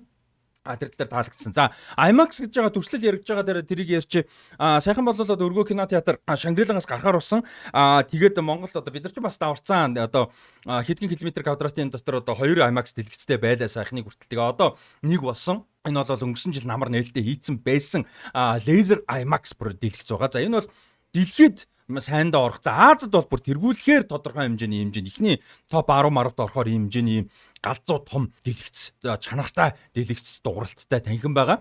Өргөө нэг дээр байгаа laser IMAX танхим бол за өмнө нь зүгээр laser projectionтэй танхим байсан. Дэлгэц байсан. За тэрийг бас сүүлд шинчилж laser IMAX болгосон. За энэ бол одоо энгийн IMAX-аас том дэлхийд сайндаа орохын мундаг танхим байгаа. За тэгээ энэ танхимд бол Odyssey үзэн гэдэг. Яг одоо кино урлагийн фанатын хувьд, кино урлаг сонирхчийн хувьд өмнө нь бол төсөөлж байгаагүй одоо ийм одоо жаргасан зүйлэл байла азтай санагдаж байна. Ийм одоо том access том дэлгэц танхим байгаад бол үнэхээр одоо баяртай болвол байна. Биднэрт бол олон хүнд байхгүй том боломж гэсэн үг шүү дээ. Энэ ч юм бол тэгээд зүгээр миний хувьас зөвлөхөд нэг 9-10-аас 11 12 дугаар игнэний хооронд гол руугаа суувал гоё байж магадгүй шүү. Ер нь бол миний зүгээр туршлагаас харахад 6-7 дээр үзэхэд жоохон урд санагдчихсэн. Гэтэ бүр үзэж болохгүй бол биш. Эхнийхийг бидэд 6-7 дээр үзсэн асуудалгүй. Зүгээрсэн зүгээр яг суудан хоосон болтох юм бол яг нэг 9-с 12-ийн хооронд болж игэл 10-11 хэрэг зүгээр санагдсан шүү. Гэхдээ нэг 6-6-аас хойш бол ер нь асуудалгүй үзэхэд бол. За тэрнээс урагш яг юм тийм шүү. Тийм. За тэгээд энэ кинонд бурхтын оршихуй. За бурхад байгаа мó үгүй мө. За Odysseus туйл дээр бол бурхад зөндөө гардаг. Athena, Zeus, Zeus жоо Athena хим ингээд Poseidon тэрнээс ахуулаад. Энэ бол яг шууд утгаараа бурхан бол гарахгүй байна. Шууд утгаараа бурхан байхгүй. Байгаа зүйлүүд нь бурхан бол байгаа. Гэхдээ бурхтын presence буюу оршихуй нэг мэдрэмж өгж байгаа мэдрэмж нь дээрэс нь яаж илэрхийлж байгаа, яаж гарч байгаа, яаж очиж байгаа нь шийдэл айгуугаа. Тэдний нэг том жишээ бол Zendaya-гийн Athena. Одоо монголоор Athena гэх байна тийм. Athena. За Athena-гийн одоо илэрхийлэл бол айгуугаа байсан. Юу гэхээр тэр бол Odysseus дүрийн Odysseus-ийн гимшил харамсал Athena бурхныг өөрөө хүн болгож дүрслэхдээ тэр гимшил харуусал тэрийг Athena-гийн одоо тэр хүн болгож байгаа юу руу буулгаж харж байгаа байхгүй. Athena гимшлээ болгож харж гин гэх юм уу та. Яагаад гэвэл төгсгөлд нь яг гардаг. Яг Troy-с нэвтэрж ороо бодоо болгож байгаа хооронд Athena бурхны хөшөөний доор Athena-гийн толгойг авахын өмнө тэнд гим зэмгүүнийг охины толгойг авч байгаа, эмэгтэйгийн толгойг авч байгаа. Тэр нь Zendaya байдаг. Жүжигчин нь Zendaya. Тэр бол зүгээр одоо дүр гэхэд хэцүү тийм ээ. Зүгээр л нэг юм Troy-ийн гим зэмгүү нэгэн эмэгтэй. Магадгүй Athena-гийн сүмд ажилтдаг хүн байсан байж болно. Ажилтдаг. Тэгэнгүүт тэр одоо гимшил ягаад тэгэхээр дайн дунд одоо нэг CGI monster гэдэг шиг дайн дунд ингээд олон цэрэг үхэх нэгөөр нэг хүнтэй нэгээр тулахор тийм. Seven Private Ryan Miner гардаг шүү дээ. Дайн байлдаан дунд нэг хүн. Тэгэнгүүт энэ олон хүн өгч байгаа ч гэсэн баруун зөнгө хүн алж байгаа мөртөө яг тэнд гимзэмгүй яг нэг хүнтэй нүүр тулаад тэр хүний толгойг завж байгааг харах шал өөр тусч байгаа. Тэгээ тэрүүгээр өөрөө энэ Troy хийсэн зүйл одоо тэр морийг хийсэн тийм ээ. Санаа гаргасан. Тэрний харамсал гимшил нь Athena бурхны дүрсэл болж гарч байгаа маш сонирхолтой ийм шийдэл бол байсан. За Ares бол дайны бурхан гэдэг. Хүмүүс яг Ares-ыг ганц дайны бурхан гэж бодоод байдаг. Athena бол бас дайны бурхан. Хоёр дайны бурхан байдаг. За Ares бол дайм байлдаан тулааны бурхан. Одоо яг сэлэм мэлэмтэй хүчирхийлэл дайм алаан хятан туснаж. За Athena бол стратеги, тактик, ялалт тэгээ бодлого тийм талын одоо дайныхын бурхан байхгүй. Тэр бас айгуу тийм сонирхолтой ялгаа байдаг. За Poseidon-ы илэрхийлэл бол энэ чинь тийм сүртэй байгаагүй юун дээр Cyclops дээр Polyphemus дээр тэр илүү дэлгэрэнгүй гарч болох байсан гарахгүйгээр шийтсэн. Гэхдээ Poseidon бол одоо шийдэж байгаа гэдэг зүйл бол гарсан шүү дээ. Тэр далайн шуурга юмнуудаар тий. Тэр эсгүүдийг бол IMAX руу үзэх бүр аимшигтай байсан. Тий. Тэр эсгүүдээр бол Poseidon илэрхийлэгдэж байгаа. Poseidon илэрхийлэгдэж байгаа. За Zeus. За юунд бол туйлд бол Zeus Calypso-г одоо тэгдэг. Одоо болно. Наа нөхрөө явуулаа гэдэг. Тэ Odyssey-г одоо явуулаа. Чи 7 жил жаргалцлаа. Тэгээ явуулаа. Энэ дээр болохоор айгүй гоё Zeus-ийн чи миний санаж байгаа би яг үдчих захтай дахиад санаж би одоос жоохон марчаад байна. Яг хоёр деталь санаж байна. Zeus-ийн илэрхийлэмж оршихуй байсныг. Тэр юу гэхээр Калипсо яг хин Одиссеус ингээ байж байгаа 7 жил болсон. Яг эхэндээ бид нар 7 жил гэж юм мэдгүй байж байгаа шүү дээ. Тэг ингээд өдөр лотосын эцэг мэцэг идүүлээд ингээд байж байгаад яг ингээ буцаагаад идүүлэх гээд гисэн чинь цаана нь юу байдаг вэ? Тэнгэр дуурдаг байхгүй. Аянга нэрэгдэг. Цаана. Тэгээ Калипсо ингээд анзаардаг байхгүй. Яг анзаарангуудаа буцаж татаа болдог. Тэр вэхэр Зеус дохио гэж байгаа байхгүй. Аянга захилгаан чинь Зеус те. Тэгээ Калипсод дохио гэж. Энэс өмнө гэсэн яг анх Зеус тэр Калипсогийн ар дээр ингээд дэлбэрсэн ингээд байж идэг шүү дээ. Тэгээ цаана хин Калипсо арай эрээгөө. Тэгж яхад ингээд Атина гарч ирсэн юм ярьж идэг. Тэрнээр айгуугаа сонирхолтой тэгдэг шүү дээ. Ингээд юм ярьж хахад Мадам Одиссеус хэлдэг шүү дээ Атинад. Та нар ингээд бурхтууд ерөөсө хүний бидний ойлгохгүй хэлээр ингээд ойлгохгүйг юм шиг ингээд юм онцлог шиг ярьдаг. Тэгсэн чинь Атина тэрэн дээр ингээд who doesn't understand thunder, who doesn't understand fire тэ. Галыг ойлгохгүй хэн байдгийг, аянга цахилгааныг ойлгохгүй хэн байдгийг бэ гэж одоо хэлсэн. Тэр бас айгуу сонирхолтой хэсэг байсан. Тэгээд тэнчэнээс үүдэж байгаа байхгүй. Тэгээд Калипсо бол тэнчээ анзаарж байгаа. За дараагийнх нь анзаарсан нь болохоор яг төгсгөлд Одиссеус эргээ ирсэн номоо утсын татлаа. Нөгөө нэг амар эпик дууралт явлаа. Хин эргэж харлаа. Anne Hathaway, Penelope эргэж харлаа. Тэгээ мануу харагдсан шүү дээ. Яг харвал ардаас нь тэнгэр нэргэж байгаа цаана. Тэгээ Зеусийн одоо Зеусийн тушаалаар биелж байгаа гэх юм уу тий. Тэр бас айгуу тийм сонирхолтой. Тэгээ энэ кинонд угаасаа саунд дизайнер нэлээд тогсон байсан гэдэг нь бол анзаарчихсан. За тэгээд Одиссеус Matt Damon бол ер нь мундаг жүжигчин шүү дээ. Ер нь би одоо Matt Damon-ыг анх бодвол яг тэр Good Will Hunting байсан гэхдээ тэрийг ямар үзэж шууд утгаараа үзсэн биш.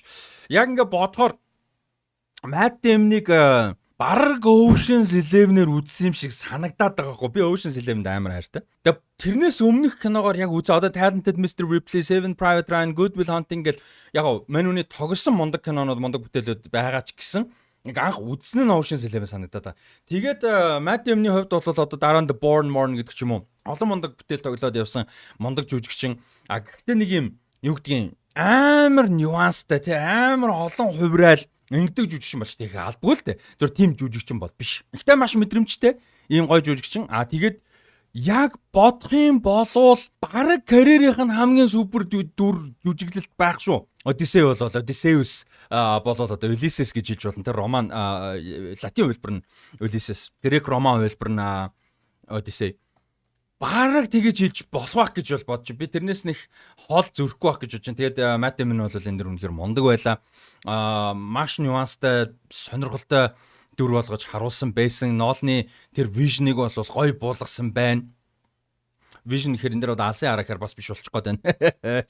Тийм. Тэгээд Matt Damon-ыг бол магтахгүй байхын арга алгаа. Matt Damon бол энэ дээр өстой нөгөө нэг би яга бичлэгнүүд ярьдаг. Тэгээд заавал Оскар шагналаар уран бүтээлчдийг уран бүтээлийг дүгнэхгүй.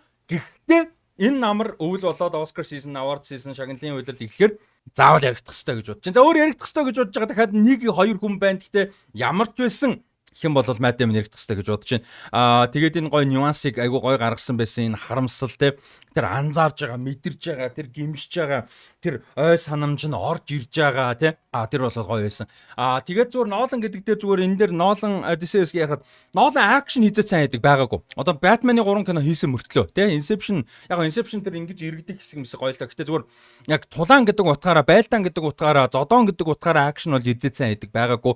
Хизээнд сайн хийдэг болохгүй юм байна гэдэг үлийн зөвшөөрч. Одоо тэр төгсгөлд яг ганцаараа бүгднтэй нь алдчихж байгаа хэсэг хүртэл яг акшн талаасаа бол аргуу хэсэг байхгүй.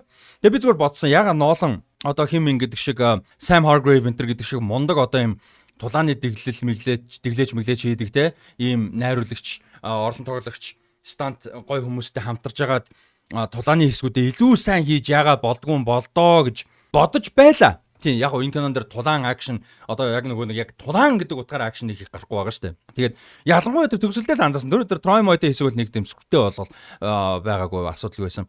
Голон дээр төгсгөлийн хэсэг бүр илүү гоё акшн талтай яг киноны уур амьсгалыг эвдэхгүй ертөнцийн эвдэггүйгээр илүү жоохон гоё. Арайч John Wick шиг яваад эсвэл момбак те. The Raid ороод ирэх нь хайшин зүгээр. Гэхдээ арай жоохон гоё байж болох юм шиг санагдсан. Уул нь бол за Penelope-гийн дүр. За Anne Hathaway бол одоо үнэхээр мундаг жүжигчин гэдгийг олон ч удаа харуулж ийсэн. Одоо ч дахиж харуулж байна.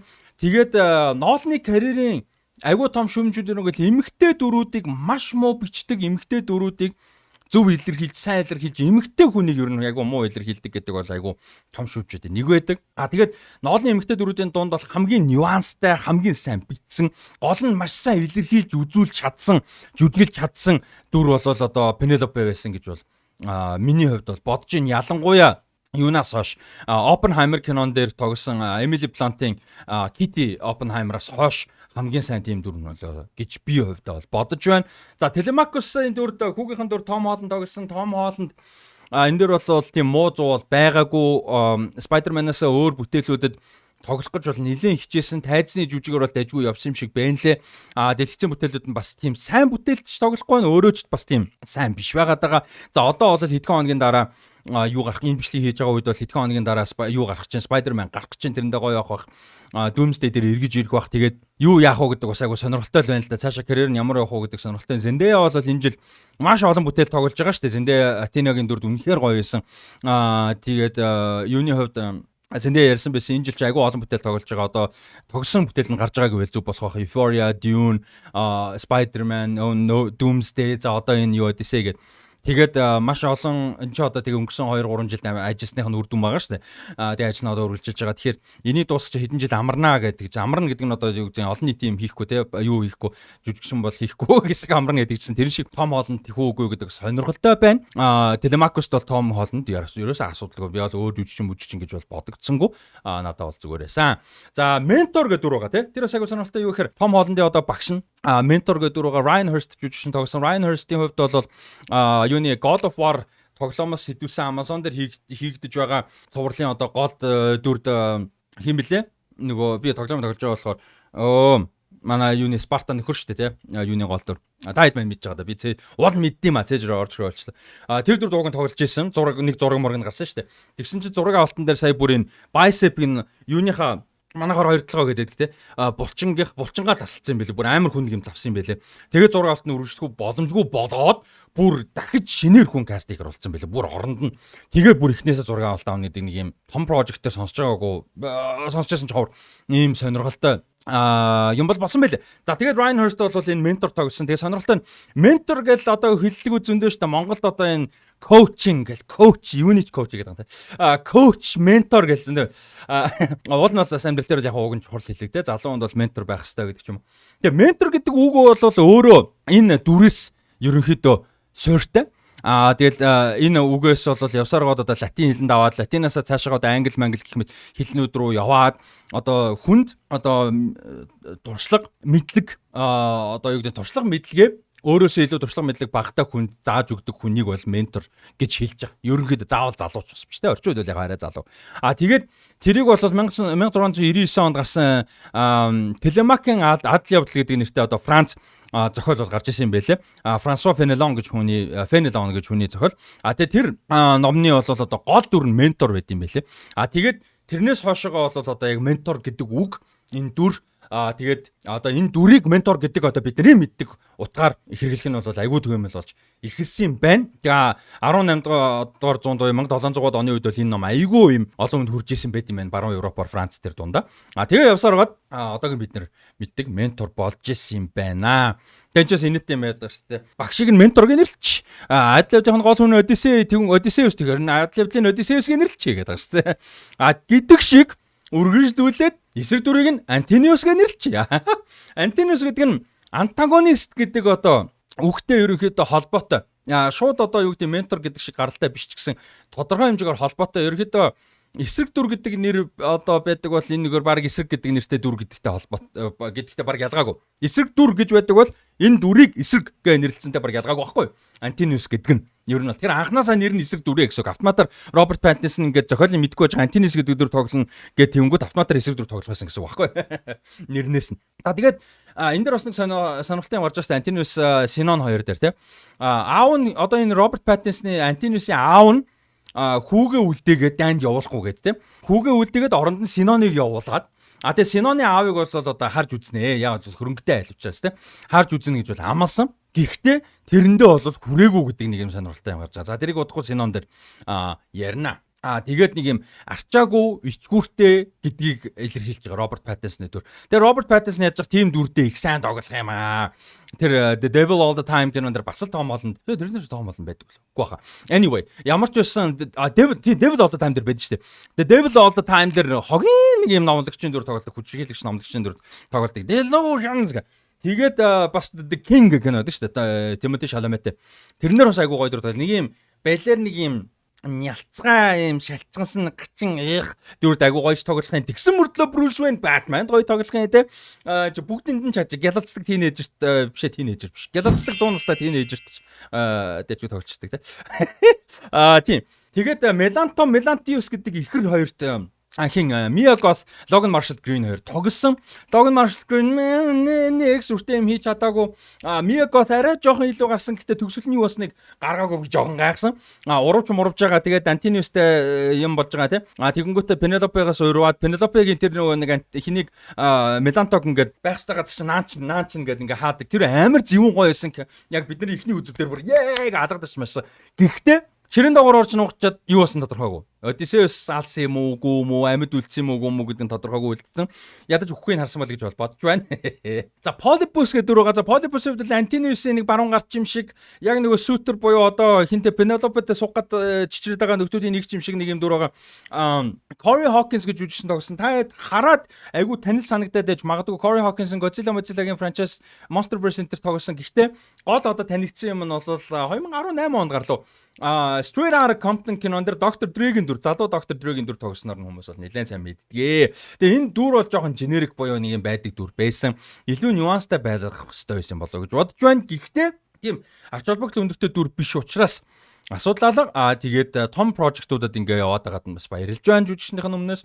Тэгээд Polypus энэ кинонд бол яг Antonius-ийн үхлийг яасан орлоод авцсан. Уг нь бол яг туйл дээр бол Antonius яг хамгийн түрүүнд хин Odysseus хамгийн түрүүнд нөгөө номсома тэр нөгөө сүхнүүдийн дундор харсныхаа дараа хамгийн түрүүнд Antonius-ыг хүзүүрүүн харуулж алдаг. Гэхдээ энэ дээр болохоор оронд нь Polypus байсан. Тэг яг Antonius-ыг нөгөө нэг юуг нь тэр цэрэгнийх нь Синоны тэр цэргийн юуг нь өгч нөгөө одоо ичгүүрийг нь өөрт нь буцааж өгж байгаа гэдэг нь зохиолын агуу чухал хэсэг байсан учраас өөрчилсөн байгаа. За тэгээд Синон. За Синонод бол Elliot Page тогсон. Хоёрхан удаа л ерөнхийдөө гарч байгаа мөртлөө маш чухал дүр байсан, emotionally айгуу тийм чухал байсан. Тэгээд там дуулзах хэсэг бол маш гоё хийсэн байсан. Тэгээд яагаад худал ярьсан юм бэ? Яагаад надад худлаа ярьсан юм бэ? Би өөрийн чинь төлөө үхэхэд бэлэн байсан шүү дээ. Би амиа үхэхэд бэлэн байсан шүү дээ. Тэгж яах надад яагаад худлаа ярьж байгаа юм бэ гэдэг амар юм одоо хүнд хэсэг бол байсан.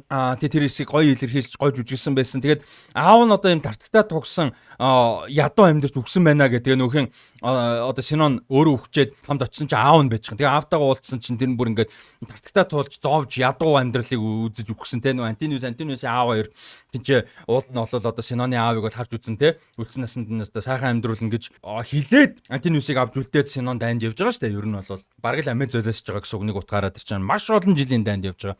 Тэгээ харваас илүү жоох хөвгт байгаа шүү дээ тий. Antonius илүү том өсвөр насны хөвгт байхад хим Синон илүү жоох хөвгтсэн дөнгөж өсвөр наснд орж байгаа хөвгтсэн. Тэгж яхад одоо ингэж харж үзээгүй навширсан байна гэдэг утгаар Antonius-ыг одоо хэрвээ нутагтаа буцчих юм бол Antonius-ийн ичгүүрийг өөрт нөгөөрэй гэж нэг цэргийн зарлангийнх нь бичгийг өгж байгаа. Цэргийн зарлангийн бичгийг өгж байгаа нь бол айгу юу байсан? Сонирхолтой байсан. За Menelaus John Bernthal тоглосон. John Bernthal-ыг ер нь ямар ч дүрд юунч тоглохыг үзэх гоё байдаг. Зөвүүн дүрөөс чадсан Telemachus Menelaus хоёрын хоёр хэсэг байгаа. За тэр хоёр хэсэг хоёулаа зөвүүн сонирхолтой гоё ийм болвол байж чадсан үзүүштэй байсан. Ер нь хэн болвол John Bernthal айгүй юм харизматай нэг юм зөвүүн жүжигчин шүү дээ. Зөвүүн дүр тоглож чаддаг гоё жүжигчин. Тэгээ нэг юм Menelaus амар ухаалаг мөртлөө зэрлэг харгас дүр байгаа хгүй тий. Тэгээ Telemachus-ийн ерөөхдөө юм өөрт нь байгаагүй анкл нэг юм давгаа эсвэл одоо нагад зах нь юм шиг болж чадж байгаа нэг юм хоёр хэсэг байсан. Ялангуяа тэр Шувагнад хамт юм яриад явж байгаа. Одоо хин Odysseus ирэхгүй байна. Тэгээ би одоо хаан болох хэвээр үгүй юу? Ээж маань юм байна, тийм байна гэд ингээд юмнууд яриад явж байгаа, зөвлөгөө өгж байгаа тэр хэсэг гоё байсан. Дээрээс нь Хелентэй тэр ярьж байгаа тийм ингээд мянган хөлөг онгоц явуулсан царай одоо магадгүй 500 бэлэр юм харигстэй тэгж ярьж байгаа. Тэр хэсэг тийм төгсгөлд нь тэр явахт нь хэлнэ ингээд юунд хэлдэг штэ. Телемакост хэлдэг. Тэр бас айгуу гоё хэсэг байсан. Ингээд хинээс Пенелопегоос миний өмнөөс уучлалтгүйгаараа гэдэг. Тэр хэсэг ерөөсөө хинээс Лупита Нёнгогоос тийм гоё юм гаргахаар жүжиглж шаардсан юм дүр бол байгаагүй. Гэхдээ байгаа маш богино жижиг хэсгүүд дээр үнэхээр гоё яж бол чадсан Менелаус ч тэр Хелэнд ч тэр энэ хоёр жүжигчний юу болол үнэхээр зөвүүн байсан. За тэгээд одоо энэ Менелаусын ордонд нөгөө нэг хин ирдэг штэ ментор Телемакос хоёр дөнгөж орж ирэх нэг хүн хүлээж авдаг штэ тий. Одоо энэ бүр ингээд ийм амар том каст гэдгийг шүтгэр хэмжээний үзүүлж байгаа юм л да. Юу гэхээр тэр бол ерөөсө ганцхан сценээр гарч байгаа дүр гэхэд ч зөө. Хин хоёр ментор хин хоёр орж ирэл Телемакос хоёр орж ирэл манай хаан өөр энэ одоо харийн зочдыг те гадны хүмүүсийг танихгүй хүмүүсийг өөрөө хүлээж авд юмаа гэж хэлээд дагаад яв гэж хэлээл алга болж байгаа. Тэр Морис Компте гэдэг амар гоё жүжигчин, Компти гэдэг жүжигчин. Куб гаралтай Америк жүжигчин. Тэгээ Морис Комптигийн хувьд бол та хэд үдчихсэн юм байгаа. Юу гэхээр Breaking Bad дээр тоглолдог. Breaking Bad дээр Gaff гэдэг дүр тоглолдог. Та хэд Breaking Bad Gaff гэдэг GAFF гэдэг хайхан бол гараад ирнэ. Ер нь дэлгэцээр удаа гарч иж байгаа. Энэ дүр тоглолдог. За дээрэс нь Narcos дээр маш чухал дүр тоглолдог. Colonel Horacio Carrillo гэх гоё дүр тоглолдог. Ийм зөвүүн жүжигчин байгаа. Тэгээ энэ бас Odyssey дээр одоо Menelauсын Stewart-ийн дүр тоглосон нь бас сонирхолтой байсан. За тэгээд Lupita Nyong'o. За Lupita Nyong'o хувьд бол одоо энэ Helen бол дайны шалтгаан бол биш байхгүй юу? Яг үнэндээ биш шалтгаан биш байхгүй юу? Шалтгаан байхгүй юу? Agamemnon-ийн хувьд те. Helen-ийн хувьд бол үүрэх ёсгүй ачаа хүлээх ёсгүй хариуцлага үүрч байгаа Helen. Тэгээ энэ бол Agamemnon-ы дайны төлөө. Энэ бол зүгээр л хэлдэг штэ. Орчин үеэр харьцуулах юм бол Troy бол одоо Strait of Hormuz юм аа. Тэ? Орчин үеэр харьцуулах юм бол Сингапур юм аа. Орчин үеэр харьцуулах юм бол Панам юм аа. Хормузын сууг, Панамын сууг. Эсвэл одоо юуны уртлын суугийн нэрийг марчаад Сингапурын. Тим юм аа. За тийм учраас тэрийг одоо ингээд өөртөө авахын тулд ашигтай байсан учраас дайны шалтгаан хэрэгтэй байсан. Тэгээ Helen дээр шалтгаалж байгаа тийм. Тэгээд Menelaus Helen-ийг ирэмдэлсэн байсан шүү дээ тийм. Тэр бас айгүй тийм одоо гонигтай айгүй тийм одоо юу гэх юм уу да. Хүнд балер зөвүүн Menelaus юм харгас хэрцгий зэрлэг гэдэг нь бас харагдаж байгаа гэх юм. Одоо энэ ихнэрээ алдсан ирмэр гэдэг нэг юм эго юм нь байх гэдэг шүү дээ тийм. Дайчин одоо юм мундаг хаан цэрэг тулаанчин whatever ийм хүний хувьд бол нөө ихнэр алдсан гэдэг эгоога тэр нөгөө эго нь байхгүй болох гэдэг шүү дээ тийм insecurity-д нь хүрээд байна имзэглүүлэх гээд байна. Тэгэд Helen бол одоо Menelaus-ийн хувьд яг зүгээр object байгаа байхгүй өмч байгаа байхгүй. Одоо энэ дээр яг харж байгаа Helen бол ерөөсөө л өмч. Парис дээр ч байсан тэр нөгөө Troy дээр очиж яг Паристай өөрөө бол happy байсан. Яг бүр нарийнхан ба цаашаа ингээ нөгөө үлгэр домгийн юмнууд нь зөндөөлдөө. Cassandra наанцаа ингээ баахан юмнууд болоош. Тэг Menelaus яг Menelaus Agamemnon энэ тэр гэдэг том зүгээр ингээ том зургаар макро хэмжээнд ингээ харах юм бол Helen зүгээр өөрийн гэсэн agency байхгүй, өөрийн гэсэн хүсэл хүн identity байхгүй зүгээр л өмч байгаа байхгүй юу. Тэгээ тэрийг айгу тодруулж харуулаагүй мөртлөө хангалттай илэрхийлсэн санагдсан киноноос. Магадгүй зарим хүмүүсийн толгойн дээгүүр нөгөө юм ингээ дээгүүр нь Drax ингээ явчихдаг хүмүүс байдаг шүү дээ тийм. Obsession-ыг харчаад шал өөр балан юм яриад байдаг. Бэр гөмөрөд байдаг хүмүүс шиг. Магадгүй тийм хүмүүст бол бүр ингээ эхэлж өгөх хэрэгтэй баг. Тэгээд тийм биш хүмүүст бол энэ бүр хангалттай ойлгомжтой байсан гэж бол бодож байна. Тэгээд тийм учраас ирэмдэглжтэй өөрийнх нь одоо ойлголтоор үн цэнгүй болгож байгаа. Тэгээд тэрийг ингэж мянган хөлөг онгоц явуулсан царай одоо магадгүй 500 гэж те ирэмдэглсэн байгаа. Lupita Nyong'o супер байсан. За тэр зүгээр нэг л дурдчих тэр Elliot Page Lupita Nyong'отой холбоотой интернет whatever bullshit юмд бол би оролцохгүй, ярихгүй тий. No interest. За Circe. Circe энэ киноны үнэхээр супер эсгүүдийн нэг байлаа. Би түр ярьжсэн шүү дээ. Matt Damon нөгөө шагнал маглын болоод ирэхээр яригдасаа. Нөгөөдгөнд Penelope Cruz нэг өөр юм ярьж марччих. Penelope Anne Hathaway за тэгээ Circe Samantha Morton энэ хоёрыг за дээрэс нь дахиад 2 дүр байгаа. Ялангуяа дахиад нэг байгаа. Онцлогоо энэ хэдийг яригдасаа гэж айгүй найдаж байна. Samantha Morton үнэхээр аимшигтай байлаа. Тэгээд энд байгаа энэ цэргүүд эрэгтэй хүмүүс бол гахаанууд те. Ингээд өсөглөн шунал тагчаал нь дуустдаггүй юм гахаануудаа. харал та тэд нар чинь хаанууд байгаа зүтэй гэж те. Энэ хэсэг бол амар байсан emotionally те. Тэгээд хин хэлдэг шүү Одиссеус ингээд үгүй энэ тэгээд манай цэргүүд өөрийн чинь одоо өвдөгсөн юм халтсан юм уу гэсэн чинь гэхдээ тэд нар тэгэх байсан. Энэ хамгийн том юм нөхгүй. Юу ингэж нөгөө нэг obsessionтай адилхан bear mer гэлтэй ярьдаг. Нөгөө интернет юм ба шүү те. Модонд эрэгтэй хүнтэй таарахыг өсгөө бавгатай таарахыг өсгөө эмэгтэй хүнээс асуулт жишээ нэ тэр. Тэрэн шиг одоо нийгэм донд ингээд юм байдаг шүү те. Чинь ингээл уух муух юмд янз бүрийн одоо аюултай юм янз бүрийн юм хийдэг те. Аюултай юмнууд зөндөө ингээ яригддаг байдаг. Чинь энэ дэр нэг юм асуулт байгаа байхгүй. 10 уух юм уртч юм 10 коктейл байна. Нэгэнд нь spiked буюу ингээд date rape drug гэж хэрэлдэг те аюултай. Ийм хийцэн байна. Chance ах уу? Тэгээ яндаа үзэх үү гэж. Тэр шиг байхгүй. Тэгээ энэ дэр тулах юм бол дайнд явж байгаа дайны цэргүүд энэ нийгэм энэ системд байгаа энэ ертөнцид байгаа эрэгтэй хүмүүсийн бүх эрэгтэй хүмүүс биш гэхдээ дандаа эрэгтэй хүн гэдэг нэг юм байдаг шүү дээ. Not all men but always men. Тэр илэрхийлэмж бас энэ дээр байна. Сирсегийн дүр дээр. Тэрийг айгүй гоё нюанстай илэрхийлсэн байж надад бол санагдсан. Гэхдээ сул санагдсан юм уу гэхээр Сирсе айгүй хурдан чашимд бодсноос амархан бууж өгж буцааж байгаа санагдсан. Яг уу тэр их чинь юм уу дүүг нь ингээд нөгөө Одиссеус ингээ хоолойг нь бацсан байгаа юм л та. Тэгэхээр яг уу тийч шалтгаан байгаа ч гэсэн магадгүй тэрнэр нь жоохон фокус өгсөй байсан баг те. Тэг санагдсан. Тэгээ тэрнэр нэг юм сонирхолтой point гарч ирлээ л те. Тэр чинь ингээ харал байгаа те. Тэг ингээ өмнө цэргүүд ирж исэн гэдэг нь харагдаж байгаа. Өмнөх ирж исэн цэргүүдийг амтан болгож хувирсан гэдэг нь харагдаж байгаа. Тэгээд they would have тэд нар тэх байсан хүчрхийлэх байсан штэ. Алдах байсан штэ. Гэж байгаа туршлагаас ярьж байгаа. Тийм үү? Тэгэнгүүт өмнөх тэн ингээд цэргүүдийн янз бүрийн хог дуулганууд байсан, амтан болгоо хувиргасан янз бүр юм байсан. Тэгэхээр тэр хүмүүс халтсан болж таарж байгаа. Тэгээ тэр хүмүүс хүчрхийлсэн болж таарж. Эсвэл оролцсон. Тэ ядаж. Тэр илэрхийлэмж өөрөө бас нэг том хэсэг. Тэнгүү тэрэн дээр нэмээд юу яж болж байгаа тэр хэрэг их ч юм уу дүнээс штэ. Ингээд нөгөө хэрэг болгоод ингээд байж байгаа нь бид хоёр илүү хоорондоо ойлголцсон юм а гэдэг те. Тэрний нэг сонирхолтой point манай гаргасан байхгүй. Юу гэхээр магадгүй их ч юм уу дүүгээ хүчрхийлэгч цэрэг хүмүүс, эрэгтэй хүмүүс тийм хүмүүсээс хамгаалаад хэрэг болгосон байж магадгүй гэж. Тэгээ яг л ганцаараа байх юм бол нөгөө хоолж молоод энэ төрөйгээд хамгаалах үедээ энэ ч өөрөө шийдтэн. Нөгөөх нь энгийн хүн учраас хамгаалж чадахгүй бол яах вэ гэдгээс айж ингэж хувиргасан гэдэг гэж байгаа. Энэ бол зүгээр онол шүү. Бас нэг юм сонирхолтой point бас байсан. За Calypso, Charlize Theron энэ бол энэ киноны бас цөөн хэдэн сул талуудын нэг байсан. Энэ дүрийг илүү хөгжүүлж болох байсан. За тэр нэг spicy, juicy юмнуудыг бол хасцсан байсан. Ялангуяа Calypsoтой тэгээ Sirenтэй холбоотой. Тэр тусмаа Calypsoтой тэр юмнууд нэлээд баг байсан. Гэтэ хамаагүй дөрвөөсөн те тэр заавал бай гэж байгаа юм биш.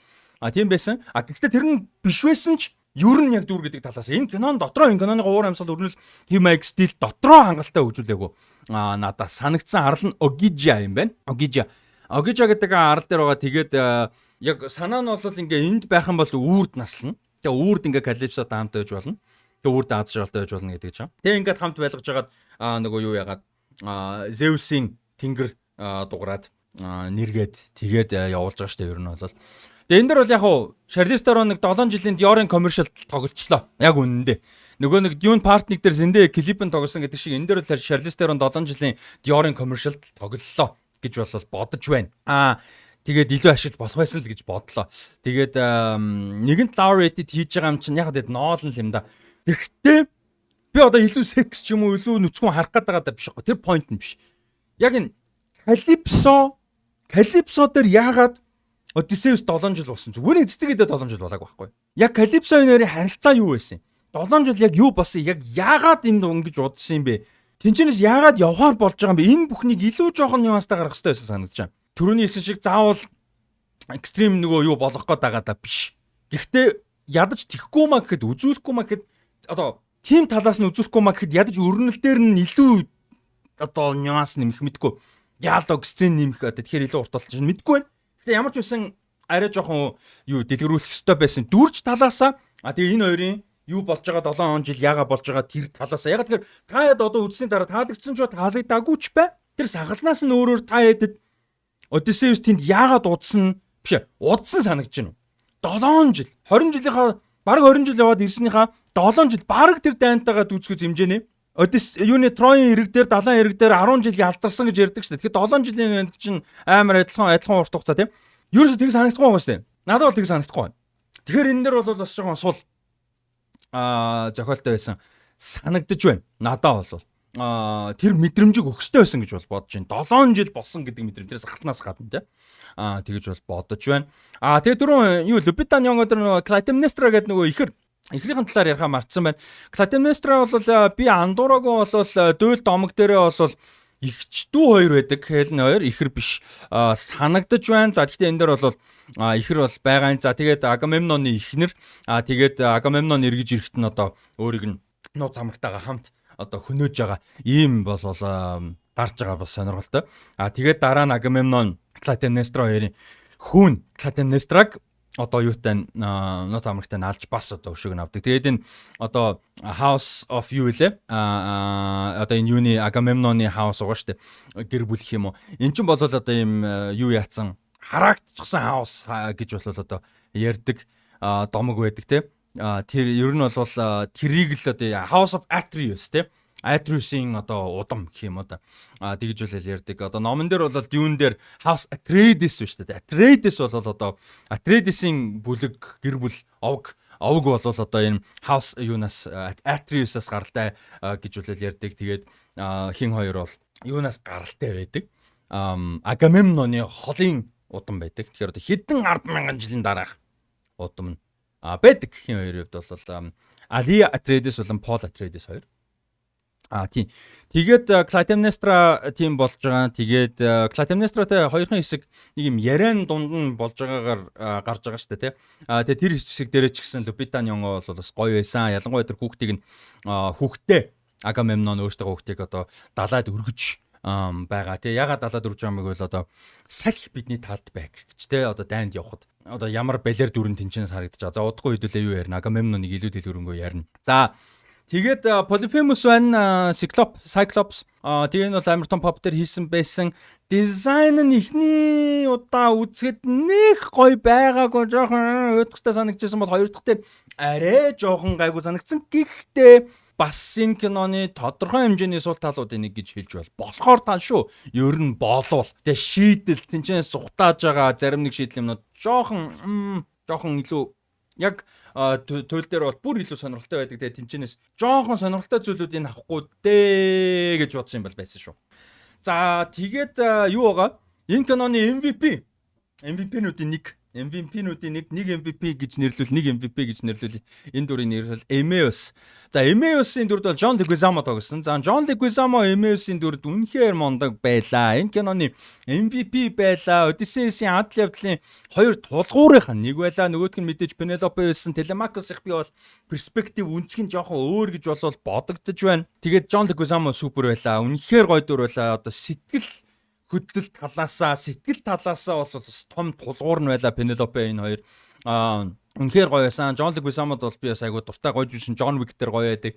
Тэгээ би бол John Leguizamo-г юугаар сайн мэднэ. 90-ад онд гарч ирсэн Spawn гэдэг супер хиро кино байдаг шүү дээ, тийм. Тэр кинонд дэр бол гол эсрэг дүрүүдийн нэгээр тоглодог. Айгуу тийм балер новшин заван балер дүрүүдийг тэр дүрд John Leguizamo үнэхээр гоё тоглосон байдаг. Тэгээ өөрөө John Leguizamo ч бас давхар комедиан. Ер нь комедианороо баг илүү халдартай байсан уул 90-ад онд. Тэгээ сүүлдээ жүжигчин болсон. Олон кино тоглосон даад маань үзчихсэн кино зөндөө байгаа. Тэгээ John Leguizamo-гийн өмнөөс баяртай байна. John Leguizamo for the Oscar please. Би бол award season болоход яг 4 хүнийг онцлоосоо гэж айгу найдаж хүсэж байгаа юм байгаа байхгүй. Тэр нь Matt Damon, Odysseus, Penelope, Anne Hathaway, Circe, Samantha Miller, Samantha Morton уучлаарай. Samantha Morton. За тэгээд Emmaus, John Leguizamo. За ингээ хоёр туслах эмэгтэй, нэг туслах эрэгтэй, нэг гол дүр эрэгтэй. Энэ дөрвийг яваасаа гэж найдаж байна. Nomination хармаар байна. Үнэхээр супер байлаа. Emmaus үнэхээр яг сэтгэлийн төв нь байлаа энэ киноны. Тэгээд сая бас нэг юм мартсан байна. За яаж байгаарай. Man Hathaway nuance. За сануул ярий да. Амар олон юм дунд тэмдэглээгүй мөртлөө сая нэг юм ярий гэж бодсон сансан. За anyway. Тэгээд Eurylochus бол одоо Химэш Пател тогсон.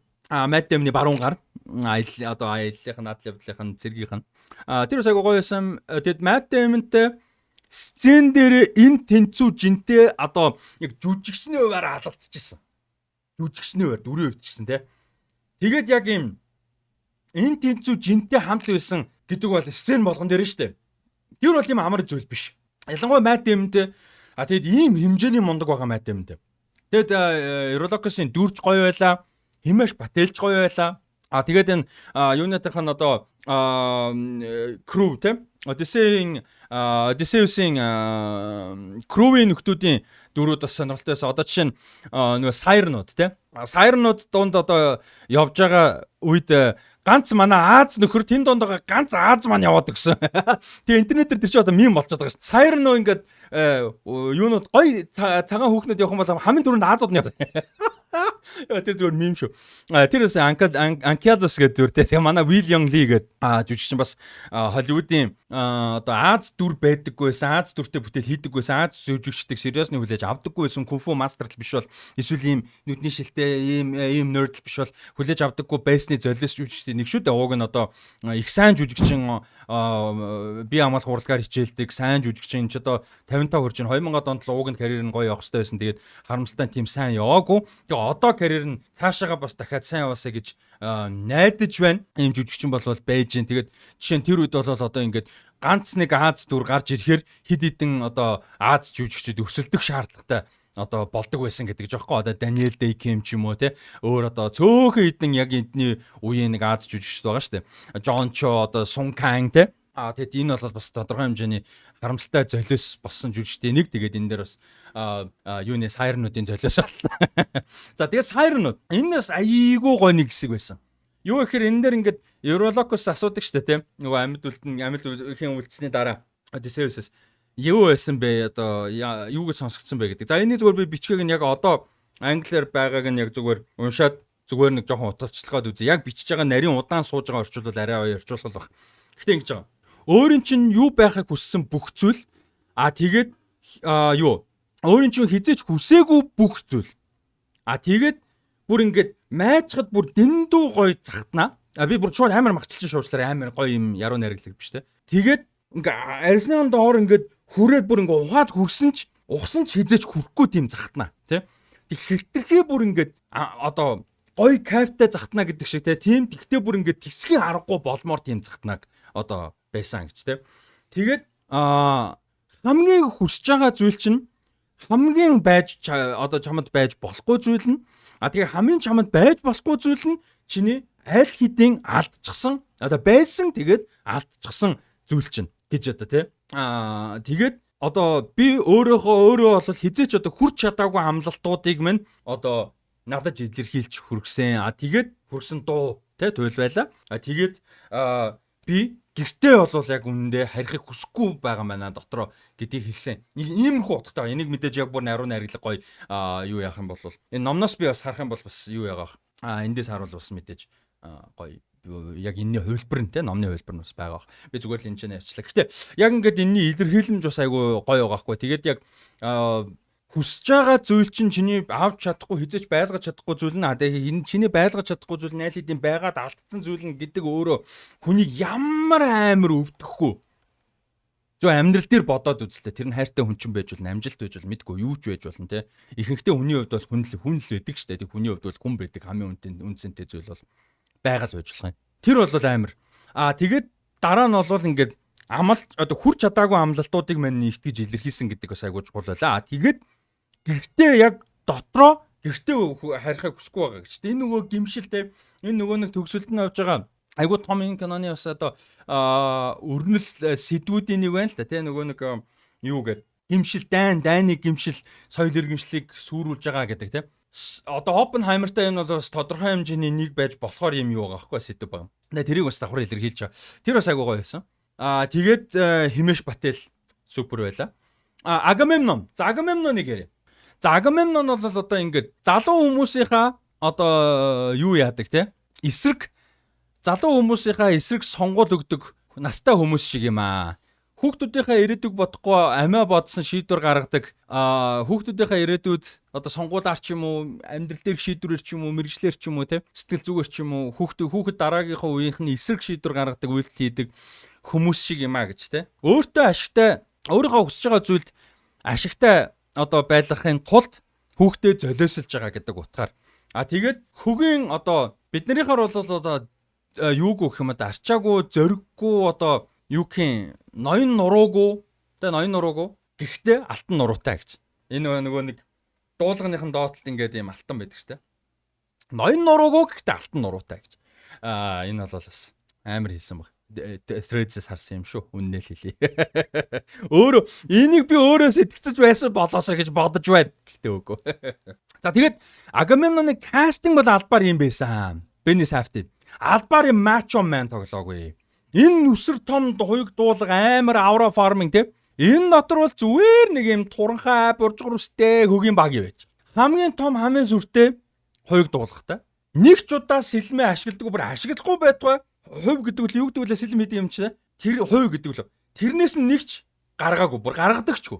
Тэгээ Agamemnon таалагдахгүй дүрээ. Угаасаа таалагдах ёсгүй. Өрөвдөх ёсгүй дүр байхгүй. Тэгээ хүүхдээ золиосолж далайн татлаг түрлэг одоо юу гэдгийг уурсгал тогтун байдал салхийг өөртөө одоо ашигтай болгож байгаа хүн гэдэг ямар ойлгохтой хүн байх вэ? Тэгээд дайн өөрт нь 10 жил болсон ч гэсэн эцсийн үр дүнд Одиссеусын ачаар амархан ялсан тийм үү? Гэхдээ эргэж ирсэн яасан? Хийсэн зүйлийнхаа хүртэх ёстойгоо хүртэж өгч байгаа байхгүй? Клайдемнестрач хүртэх ёстойгоо хүртэнэ. За тэгээд постэр дээр ягаад Agamemnon байсан бэ гэдэг бас айгу сонирхолтой. Бүр 5 дага Agamemnon байгаа. Тэр дундаа үндсэн постэр дээр. Тэр бас айгу сонирхолтой. Зүгээр нэг авра форм юм биш. Энэ одоо сонирхолтой юм нөхөр яг юм лидерүүд. Тэгээ өөртөө болон өөрсдийнхөө хүмүүс яг энэ дээр бол дайнд өөрийнхөө хүүхдийг золиосж байгаа. Гэхдээ бас нэг утгаараа өөртөө болон өөрсдийнхөө талын хүмүүсийг золиосохгүй мөртлөө цэргүүд хүмүүс хүүхдүүд өөр хүмүүсийг золиосолдог лидерүүд өөртөө хизээч оролцдоггүй мөртлөө бусад хүний хүүхдүүдийг дайнд явуулж өхүүлдэг. Одоо Путин байд юм хэн байд юм? Трамп, Путин одоо нөхдүүд те. Жишээтэй нөхдүүд өөр зөндөө байгаа. Тиймэрхүү юг бас илэрхийлж байна гэж болж байгаа. Ягаад тэгээ main poster дээр ягаад юу байсан бэ гэдэг сонирм байхгүй Agamemnon те. Тэгээ байгаадаа цаашаа харцсан нүүр царайнд байхгүй. Нөгөө нэг амар алтан нуруу, алтан spine нь гарцсан. Тэгээд одоо киноногоо үзээд дууссаны дараа дүрслийн цаатахыг харах юм бол өнгийг харах юм бол энэ тамд болж байгаа үйл явдлын хэсэг нь. Тэгээ яг Troyд ч юм уу Troy-ын ирэг дээр бол ийм дүрслэлтэй жишээ нь байгаагүй шүү дээ. Эсвэл одоо юу гэдгийг өөр байрлалт газар болвол. Тэгээ нэг ч сэлэмдээ хүрээгүй. Одоогийн лидер, одоогийн дайн хийж байгаа балер новшнууд бол нэг ч удаа буунд хүрэхгүй шүү дээ өөрсдөө. Тэгээ ер нь тэрийг бас тодорхой хэмжээгээр нэлээд одоо юу яасан те. Өөрийнхөө амийг бол хизэж золиослохгүй, өөрийнхөө амийг хизэж урд гаргахгүй. Тэр хаалга онгоолгоод авра фарминг хийж байгаа нь угаасаа ойлгомжтой амьдрал гэж байгаа. Гэдгийг бас айгу зөвүүн харуулж байгаа юм болов. Тэгээ нэг юм хоосон нүсэр эгог харуулж байгаа юм болов. Тэгээ тэр хоосон нүсэр эго өөрөө тоо томшгүй олон хүний аминд хүрдэг хурж байгаа гэдгийг харуулж байгаа юм болов. Тэгээд тэр нь өөрийн гэсэн нүүр байхгүй. Та хэд анзаарах юм бол тэр амар хуйг дуулахтай үедээ ингээ өөдөөс харж байгаа заримдаа. Бид нар Одиссеусын өнцгөөс харж байгаа. Тэгээд нутагтаа буцсан хойно нэг ч нүүр нь гардгүй шүү дээ. Тэгээ энэ бол дандаа эргэлэмж байгаа байхгүй. Тэгээ нүүр царай байхгүй. Тэгээ энэ бол одоо бас айгүй чухал илэрхийлэмж юм болов. Тэгээ энийг бол одоо айгүй юу ямар сонголттой юу гэж илэрхийлсэн бэ гэдгийг олон талаас анализ хийж болох ийм сонирхолтой нюанстай байсан санагдсан. За ийм учраас би бүр эглэлд ярьжсэн өнөөдөр хэдэн минут болж байгаа мэдгүй байна. Бүр эглэлд ярьжсэн Agamemnon-ы хоёуг дуулга киноныхоо контекст нь таалагдсан гэдэг шалтгаан нь энэ байхгүй. Морийг нь түрүү ярьсан. Морных нь угаасаа юу нэ ойлгомжтой. Тэгээд Agamemnon-ы хоёуг дуулга таалагдсан гэдэг шалтгаан нь. За дөрүүд дээр нэмж ярих нэг зүйл байгаа нь Tiresias гэж дүр байгаа. Хамгийн одоо тэр сохор юу? Зүнч. Тэр айгуугаа хэсэг байсан. Яг тэр ингээ шороон нунаас гарч ирэл. Тэг ингээд ийм шороо руугаа орсон юм нүдэ тагалцсан даавуутай. Тэр айгуу зөвөн байсан. Тэр James Remar гэж жүжигчин тоглосон. Энэ James Remar-ийн хувьд бол Gotham гэж зураг байдаг штэ. James Gordon-ы тухай зураг байдаг тийм. Нэг хэсэг дайггүй байсан. Тэрэн дээр одоо нөгөө нэг James Gordon-ы аавын дүр буюу Frank Gordon-ы дүр тоглолдог та хэд мэн тэрээр мэдэх бах. За тэгээд Oppenheimer-т бас жижиг дүр бүтээсэн. Дээрээс нь юу? It Welcome to Derry гэж зурлах гэсэн штэ. Тундаагүй зурлах гэсэн штэ. It аимшиг киноны тийм. Цуврал нь. Тэрэн дээр General Francis Shaw гэдэг генералын дүр тогсон тэргээр эсрэг дүр бас байсан. Тэргээр та хэд бас мэдж байгаа байхаа. За энэ киноны сэдвүүд донд бас айгүй сонирхолтой хэд хэдэн сэдв байлаа. За нэг нь соёл иргэншил. Юун дээр тогтдгийм бэ? Яаж нурсан юм бэ? Яаж нурдгийм бэ? Яагаад нурж байгаа юм бэ? Юун дээр тогтох ёстой юм бэ? Эцсийн үр дүнд нийгэм соёл иргэншил болвол танихгүй хүмүүс. Бусад тэд гэж яриад байгаа тэднийг хүндлэх, хайрлах, хүлээж авах. Ийм зүйлдээ суурилдаг юм аа. Нийгэм соёл иргэншил гэдэг зүйл бусад дээр суурилдаг, бусдын хувьд чи бусад юм аа. Гэдэг айгуу чухал гэдэг дээр л одоо энэ киноны амар том фокус байлаа гэж би бодож байна. Тэгээ энэ кинон дээр энэ Zeus-ийн хууль гэж айгуу яриад шүү дээ. Zeus-ийн хууль гэдэг нь бол энэ танихгүй хүмүүсийг юу яаж хүлээж авах, хүндэлтэд хүлээж авах, одоо сайхан сэтгэлтэйгээр хүлээж авах гэдэг айгуу чухал байна. Тэгээд одоо таньж мэдгүй бусад хүмүүнийг бол одоо зочин хүлээж авах одоо ёс гэх юм уу да тий энгийнээр бол зочин хүлээж авах ёстой байх гэдэг айгуу чухалтай. Тэр бол одоо ингээд бидний нийгэмд өнөө цагийн нийгэмд ялангуяа юм интернетээс болж ингээд байгаа нийгмийг айгуу хэрэгтэй юм байна гэж бол бас бодож байна л да. Тэгээ сонирхолтой нэг юм нь одоо яг ийм юу хүлээж авах те танихгүй бусад ийм хүнийг хүлээж авах гэдэг одоо утга болвол үг болвол Zeus-'s law гэдэг энэ бол одоо Xenia гэдэг грек үгнээс гаралтай. За Xenia гэдэг грек үг бол одоо юм зочинтой нөхсөг харилцаа гэдэг нэг иймэрхүү утгатай. Тэгээд яах юм бол одоо энэ гадны танихгүй хүмүүсээс айх, гадны хүнээс айх, танихгүй хүмүүсээс айх, бусдаас айх, тэднээс айх. Zeus-ийн хуулийг буюу Xenia-г зөрчих, тоохгүй байх, гадны бусад зочин тийм хүмүүст одоо эсрэгээр хандах. Энийг бол энэний эхлэл нь xenophobia гэдэг үгний эхлэл. Ер нь бол одоогор бол орчин үеийн контекстн дээр xenophobia гэж гадны хүн, гадаад хүнийг үзий ядах, ялгуурлах, гадуурхах гэдэг юм утгаар илэрхийлэгдэж байгаа. Одоо бол. За дээрэс нь бас нэг сонирхолтой энэний эсрэг нь юу гэхээр parasite. За parasite гэдэг үг бол өөрөө юутай холбоотой. Энэтэй бол одоо сайшгүй холбоотой. Юу вэ гэхээр parasitos гэж одоо эртний грекийн үгнээс бол гаралтай. За parasitos гэдэг нь бол одоо өөрөө юу гэхээр бусад хүний ширээн дээр одоо юм идж байгаа, бусад хүний одоо хүнсийг хоол хүнсийг бусдын ширээн дээрээс идж байгаа. Зааж арай. Эвтэх хэлбэл бусдын ширээнээс идж байгаа хүн. За ингэ хэлчихье тийм. Ийм бол одоо утгатай. За para гэдэг нь бол одоо хажууд зэрэгдээ гэсэн утгатай. Одоо та para social motion гэдэг иймэрхүү утгууд paradise гэж харж тийм. Тийм утгатай. За тэгээ sitos гэдэг нь одоо хоол, хүнс, буудаа, муудаа гэсэн юм утгатай. Тэгээд parasitos гэдэг юм эртний грек үү. За тэр нь бол латинаар parasitus болсон. За тэгээд одоо дундад зууны Францаар бол parasite болж хувирсан. За тэгээд тэр нь явсаар байгаад анх Англид бол 1539 онд parasite гэж одоо бидний хэлдэг энэ үг бол болсон байгаа. Тэгээд parasitism гэж хэллэг бол 1611 онд бол англи хэлд орж ирсэн бол байдаг. За ингээд одоо энэ ёс заншил байна шүү дээ. Zeus-ийн хууль те одоо зочин танихгүй өмнөг одоо найрсаг хүлээж аваа гэдэг. Эннийг одоо давуулж ашиглах, тэрийг нь үл хүндэтгэх. Эннийг бол одоо parasite гэж хэлж байгаа. Ер нь бол тий. Тэгэхээр энэ Antinous Center бол паразитууд байгаа байхгүй бидний хэлдгэр тийм ээ. За тэгээ бас нэг айгу гоё юм юу байсан гэхээр Odysseus сүүл нь хэлдэг тий. To burn the walls of Troy was to burn the world entire гэж тий. Troy-ын ханыг нураасан нь яг in the world гэж байгаа. Гэхдээ ер нь санаа нь соёл иргэншлийг тэр чигээр нь галдсантай ялгаагүй гэж. Энэ бол одоо бас айгу чухал юм сонирхолтой юм байна. Oppenheimer, Odyssey хоёр бол хоёулаа одоо энэ Odysseus Роберт Оппенхаймер хоёрын дүүр одоо амьдрал дээр мэдээж нэг нь бол байсан. Энэ хоёр бол одоо энэ дэлхийд гаргаж өгж байгаад гаргаж тавьсан одоо энэ балер том сүйтгэл нөлөө нь. Тэгээд тэрэндээ харамсаж байгаа гэдэг мэдрэмжийг бол бас илэрхийлж байна л да энэ хоёр кино тийм. Тэр бас айгүй сонирхолтой юм point бол байлаа. Тэгээд нэг хүн мем хийсэн байсан. Oppenheimer Odyssey хоёроор одоо дэлхийд ингэж нийл болгож тараасан одоо энэ evil те ийм зүйлдээ харамсаж байгаа одоо хүний талаар юм кино хийсэн нь Нолан өөрөө суперхиро жанрыг сэргээсэндээ харамсаж байгаа маа гэж. Тэр зүгээр мем маягаар те жок маягаар тэрээс өвчлөлтөөс. Тэгээд дутуу зүйл зөндөө байгаа байх, яриагүй зүйл зөндөө байгаа байх.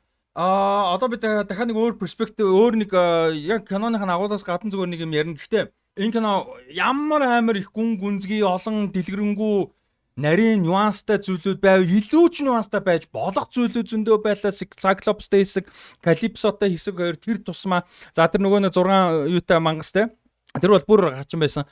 Илүү нюанстай байх хэвээр байсан бол гэж бодож байгаа. Эсвэл байсан ч энэ кино бол бараг л төгсөх кино байлаа. Стоп бараг л төгсөх кино байлаа. Заавал одоо юу гэдгийг Odyssey туйлын бүх зүйлийг багтааж, бүх юмыг яг цаасан дээр буулгах гэсэн юм байхгүй. Би энийг ихлэлд ярьсан. Угаасаа adaptation гэдэг бол хувирах хэвээр.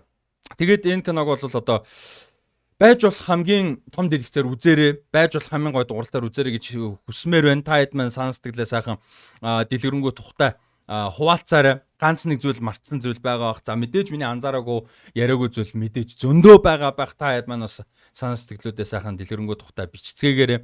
За энэ киноны эргэн тойронд болж байгаа нэг асуудал байгаа. За тэрийг бас ярих гэж бодож ирсэн. За энэ киноны зураг авалт тодорхой хэмжээний тодорхой хэсэг нь баруун сахарт зураг авалтыг авсан. За баруун сахартаа бол одоо юунд авсан юм бэлээ? Мороккогийн колоничлогдсон байгаа баруун сахарт авсан. За баруун сахар гэдэг газар өөрөө юу юм бэ гэхээр Африк төвд одоо үлдсэн хамгийн сүүлчийн одоо колоничлогдсон газар гэж хэлж болно. Энэ газар бол одоо зураг авалтыг авсан.